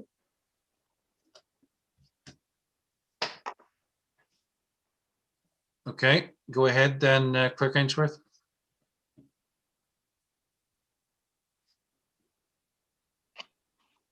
Thank you. It'll just take me a moment to prepare. Deputy Mayor Coughlin. Thank you, Marilyn, and through you. My apologies to Councillor Hanna. I thought this process was what you had requested. So if I can just get clarification, if there's an opportunity for us to work with you to establish a process that is suiting you, I thought that was kind of the direction that we were headed in. So I just don't want it. Councillor Hanna. Thank you, and I want to thank the Deputy Mayor for giving me the opportunity to clarify. I don't agree with an RFP going out to spend more money to do more information from a consultant until we work through what we have now. I agreed with all the other things going forward, but not an RFP to spend more taxpayers' dollars or spend the money that we are suggesting going forward to do something that I don't think we need to do at the current time. If I can follow up on that, Marilyn? Yes. I'm in concurrence with Councillor Hanna. I think that there's opportunity for, as we mentioned in our last one, more of an internal examination of what we can do before we go out to an RFP. And from what I understand, this resolution before us is referring a portion back to the committee and a portion to a closed session. So there was no RFP, in my opinion, or RFQ, sorry, Director Radigan being awarded or approved at this time. But my hearing of it was that we were authorizing, or well, we were reiterating the fact that the ad hoc committee could establish an RFP for the process. Clerk Ainsworth? Thank you. Yes, the motion did say for proposal of next steps and drafting of an RFP, which is the mandate of the committee. The committee could decide that their recommendation is not to move forward with an RFP. That would be at the discretion of the committee and then for approval at council. Councillor Cabral? Thank you, Mayor Allen. I'm just wondering whether or not the committee could still put together the RFP. It just doesn't have to necessarily be tendered out until the appropriate time. Is that fair to say, CAO Schmidt, through Mayor Allen. CEO Schmidt. Thank you, Mr. Mayor. So typically what we've done, no different than the original service delivery review, is we've drafted the scope. So the ad hoc committee would draft the scope. That scope would come to council or could come to council for final approval. And then if council so chooses to move forward with that scope, then an RFP could be issued. If council does not agree with that scope, then the RFP wouldn't be released or published. I just go ahead, Councillor Cabral. Sorry, Mayor Allen. I just want to make sure that I've been understood correctly. I'm just suggesting that if the ad hoc committee does do the scope and they put the criteria in, and even if an RFP is actually created, we don't necessarily have to issue it on a particular date. We can always change our minds and not put it out there, but at least it would be prepared and ready to go. That's kind of what I wanted to know, if that's a possibility. I just asked a question. Does council believe that it's possible and realistic to think that we can move forward with the recommendations that we've decided to move forward with at no extra cost? Councillor Hanna? Thank you. I think that once we've had a meeting, of the ad hoc committees had their meeting, at that point in time, we could make a decision whether we have to go and spend more money. But my objection is to the way that I understood the recommendation that was going forward, that we would be committed to an RFP, because in the past, my understanding has been once we do an RFP, we're committed. But as the CEO Schmidt has explained, in this case, that's not necessarily the case. So that may affect my decision going forward. CEO Schmidt? Thank you, Mr. Just to clarify, so to Councillor Cabral's comment and Councillor Han's comment. So Councillor Cabral's comment was an RFP could be drafted, but not released or published to the public. So that is fine. But once you go ahead and release, now you're in a position where you are going out and you're trying to essentially obtain those services. So that's where the commitment starts. So if we go with what Councillor Cabral is indicating, just drafting it, not releasing it, or releasing it at some point in the future, that's fine. If we go ahead and release it, that's a whole different matter. Now you are committed. Councillor Cabral? Yeah, thank you, Mayor Allen. To your point, I think that probably at least 70% of what we're looking for is available to us internally. So going out and letting a consultant carry the ball, I think it takes it out of what we might be able to manage ourselves, knowing specifically our own organization as intimately as staff already do.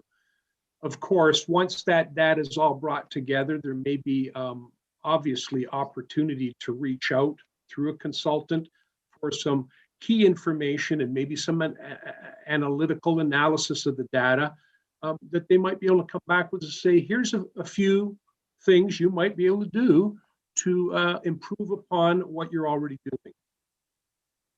Director Radigan?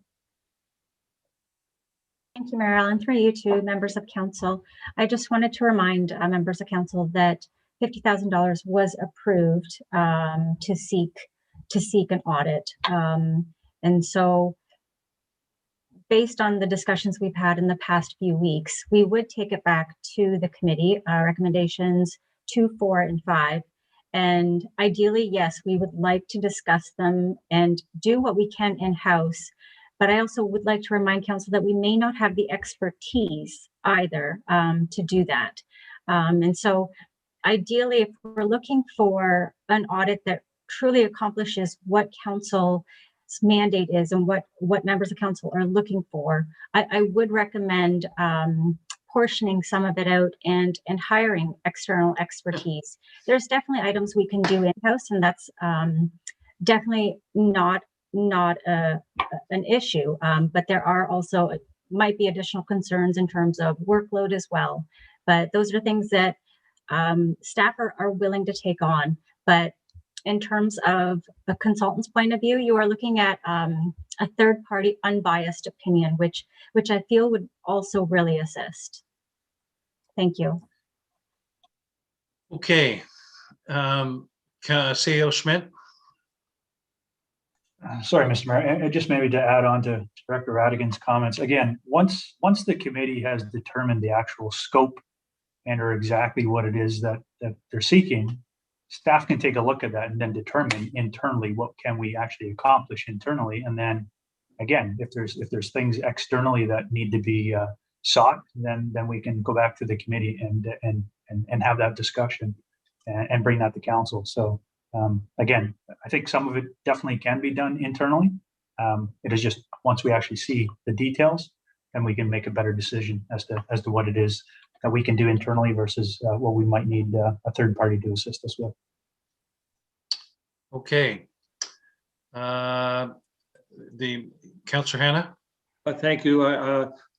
After this discussion, I would appreciate if we could just have a little bit of clarification with the clerk's wording for the recommendation, so I know where I'm going to be voting, please. Okay, Clerk Ainsworth, please repeat. Thank you, Mayor Allen. So the motion would read that the presentation from Jason Ducharme of MNP LLP and Jeff Schmidt, CAO, regarding the service delivery review be received, and that recommendation number 2, 4, and 5 be forwarded to the Efficiency and Service Delivery Audit Ad Hoc Committee for proposal of next steps and drafting of an RFP for final approval by council. And that recommendations 8 and 9 be forwarded to a closed session of council for further discussion regarding the proposed organizational structure once recommendations 2, 4, and 5 have been dealt with. Okay, Councillor Hannah? So for my clarification, then we are not committed to an RFP expenditure. Yes. Thank you. Okay, is there still a request for a recorded vote? I think I can live without it now. Thank you. Unless somebody else wants it. Okay, all those in favor? That is unanimously carried. Thank you. So is Jason still on? Yes. Jason, thank you very much for your time. Thank you for your time. Take care. Stay well. Can I have a mover and seconder for the confirmatory bylaw, please? Councillor Moore, Deputy Mayor Coughlin. That bylaw 2021-038 to confirm and adopt the proceedings of council at a special meeting held on April 19, 2021, listed herein, be signed and sealed by the mayor and clerk. All those in favor? And a motion to adjourn, please. Councillor Ritchie, Councillor Cabral, that the special meeting of the Township of Springwater does now adjourn at 4:27 p.m. to meet again in a regular meeting on April 21, 2021 at 6:30 p.m. All those in favor? That is carried. Thank you. Good discussions.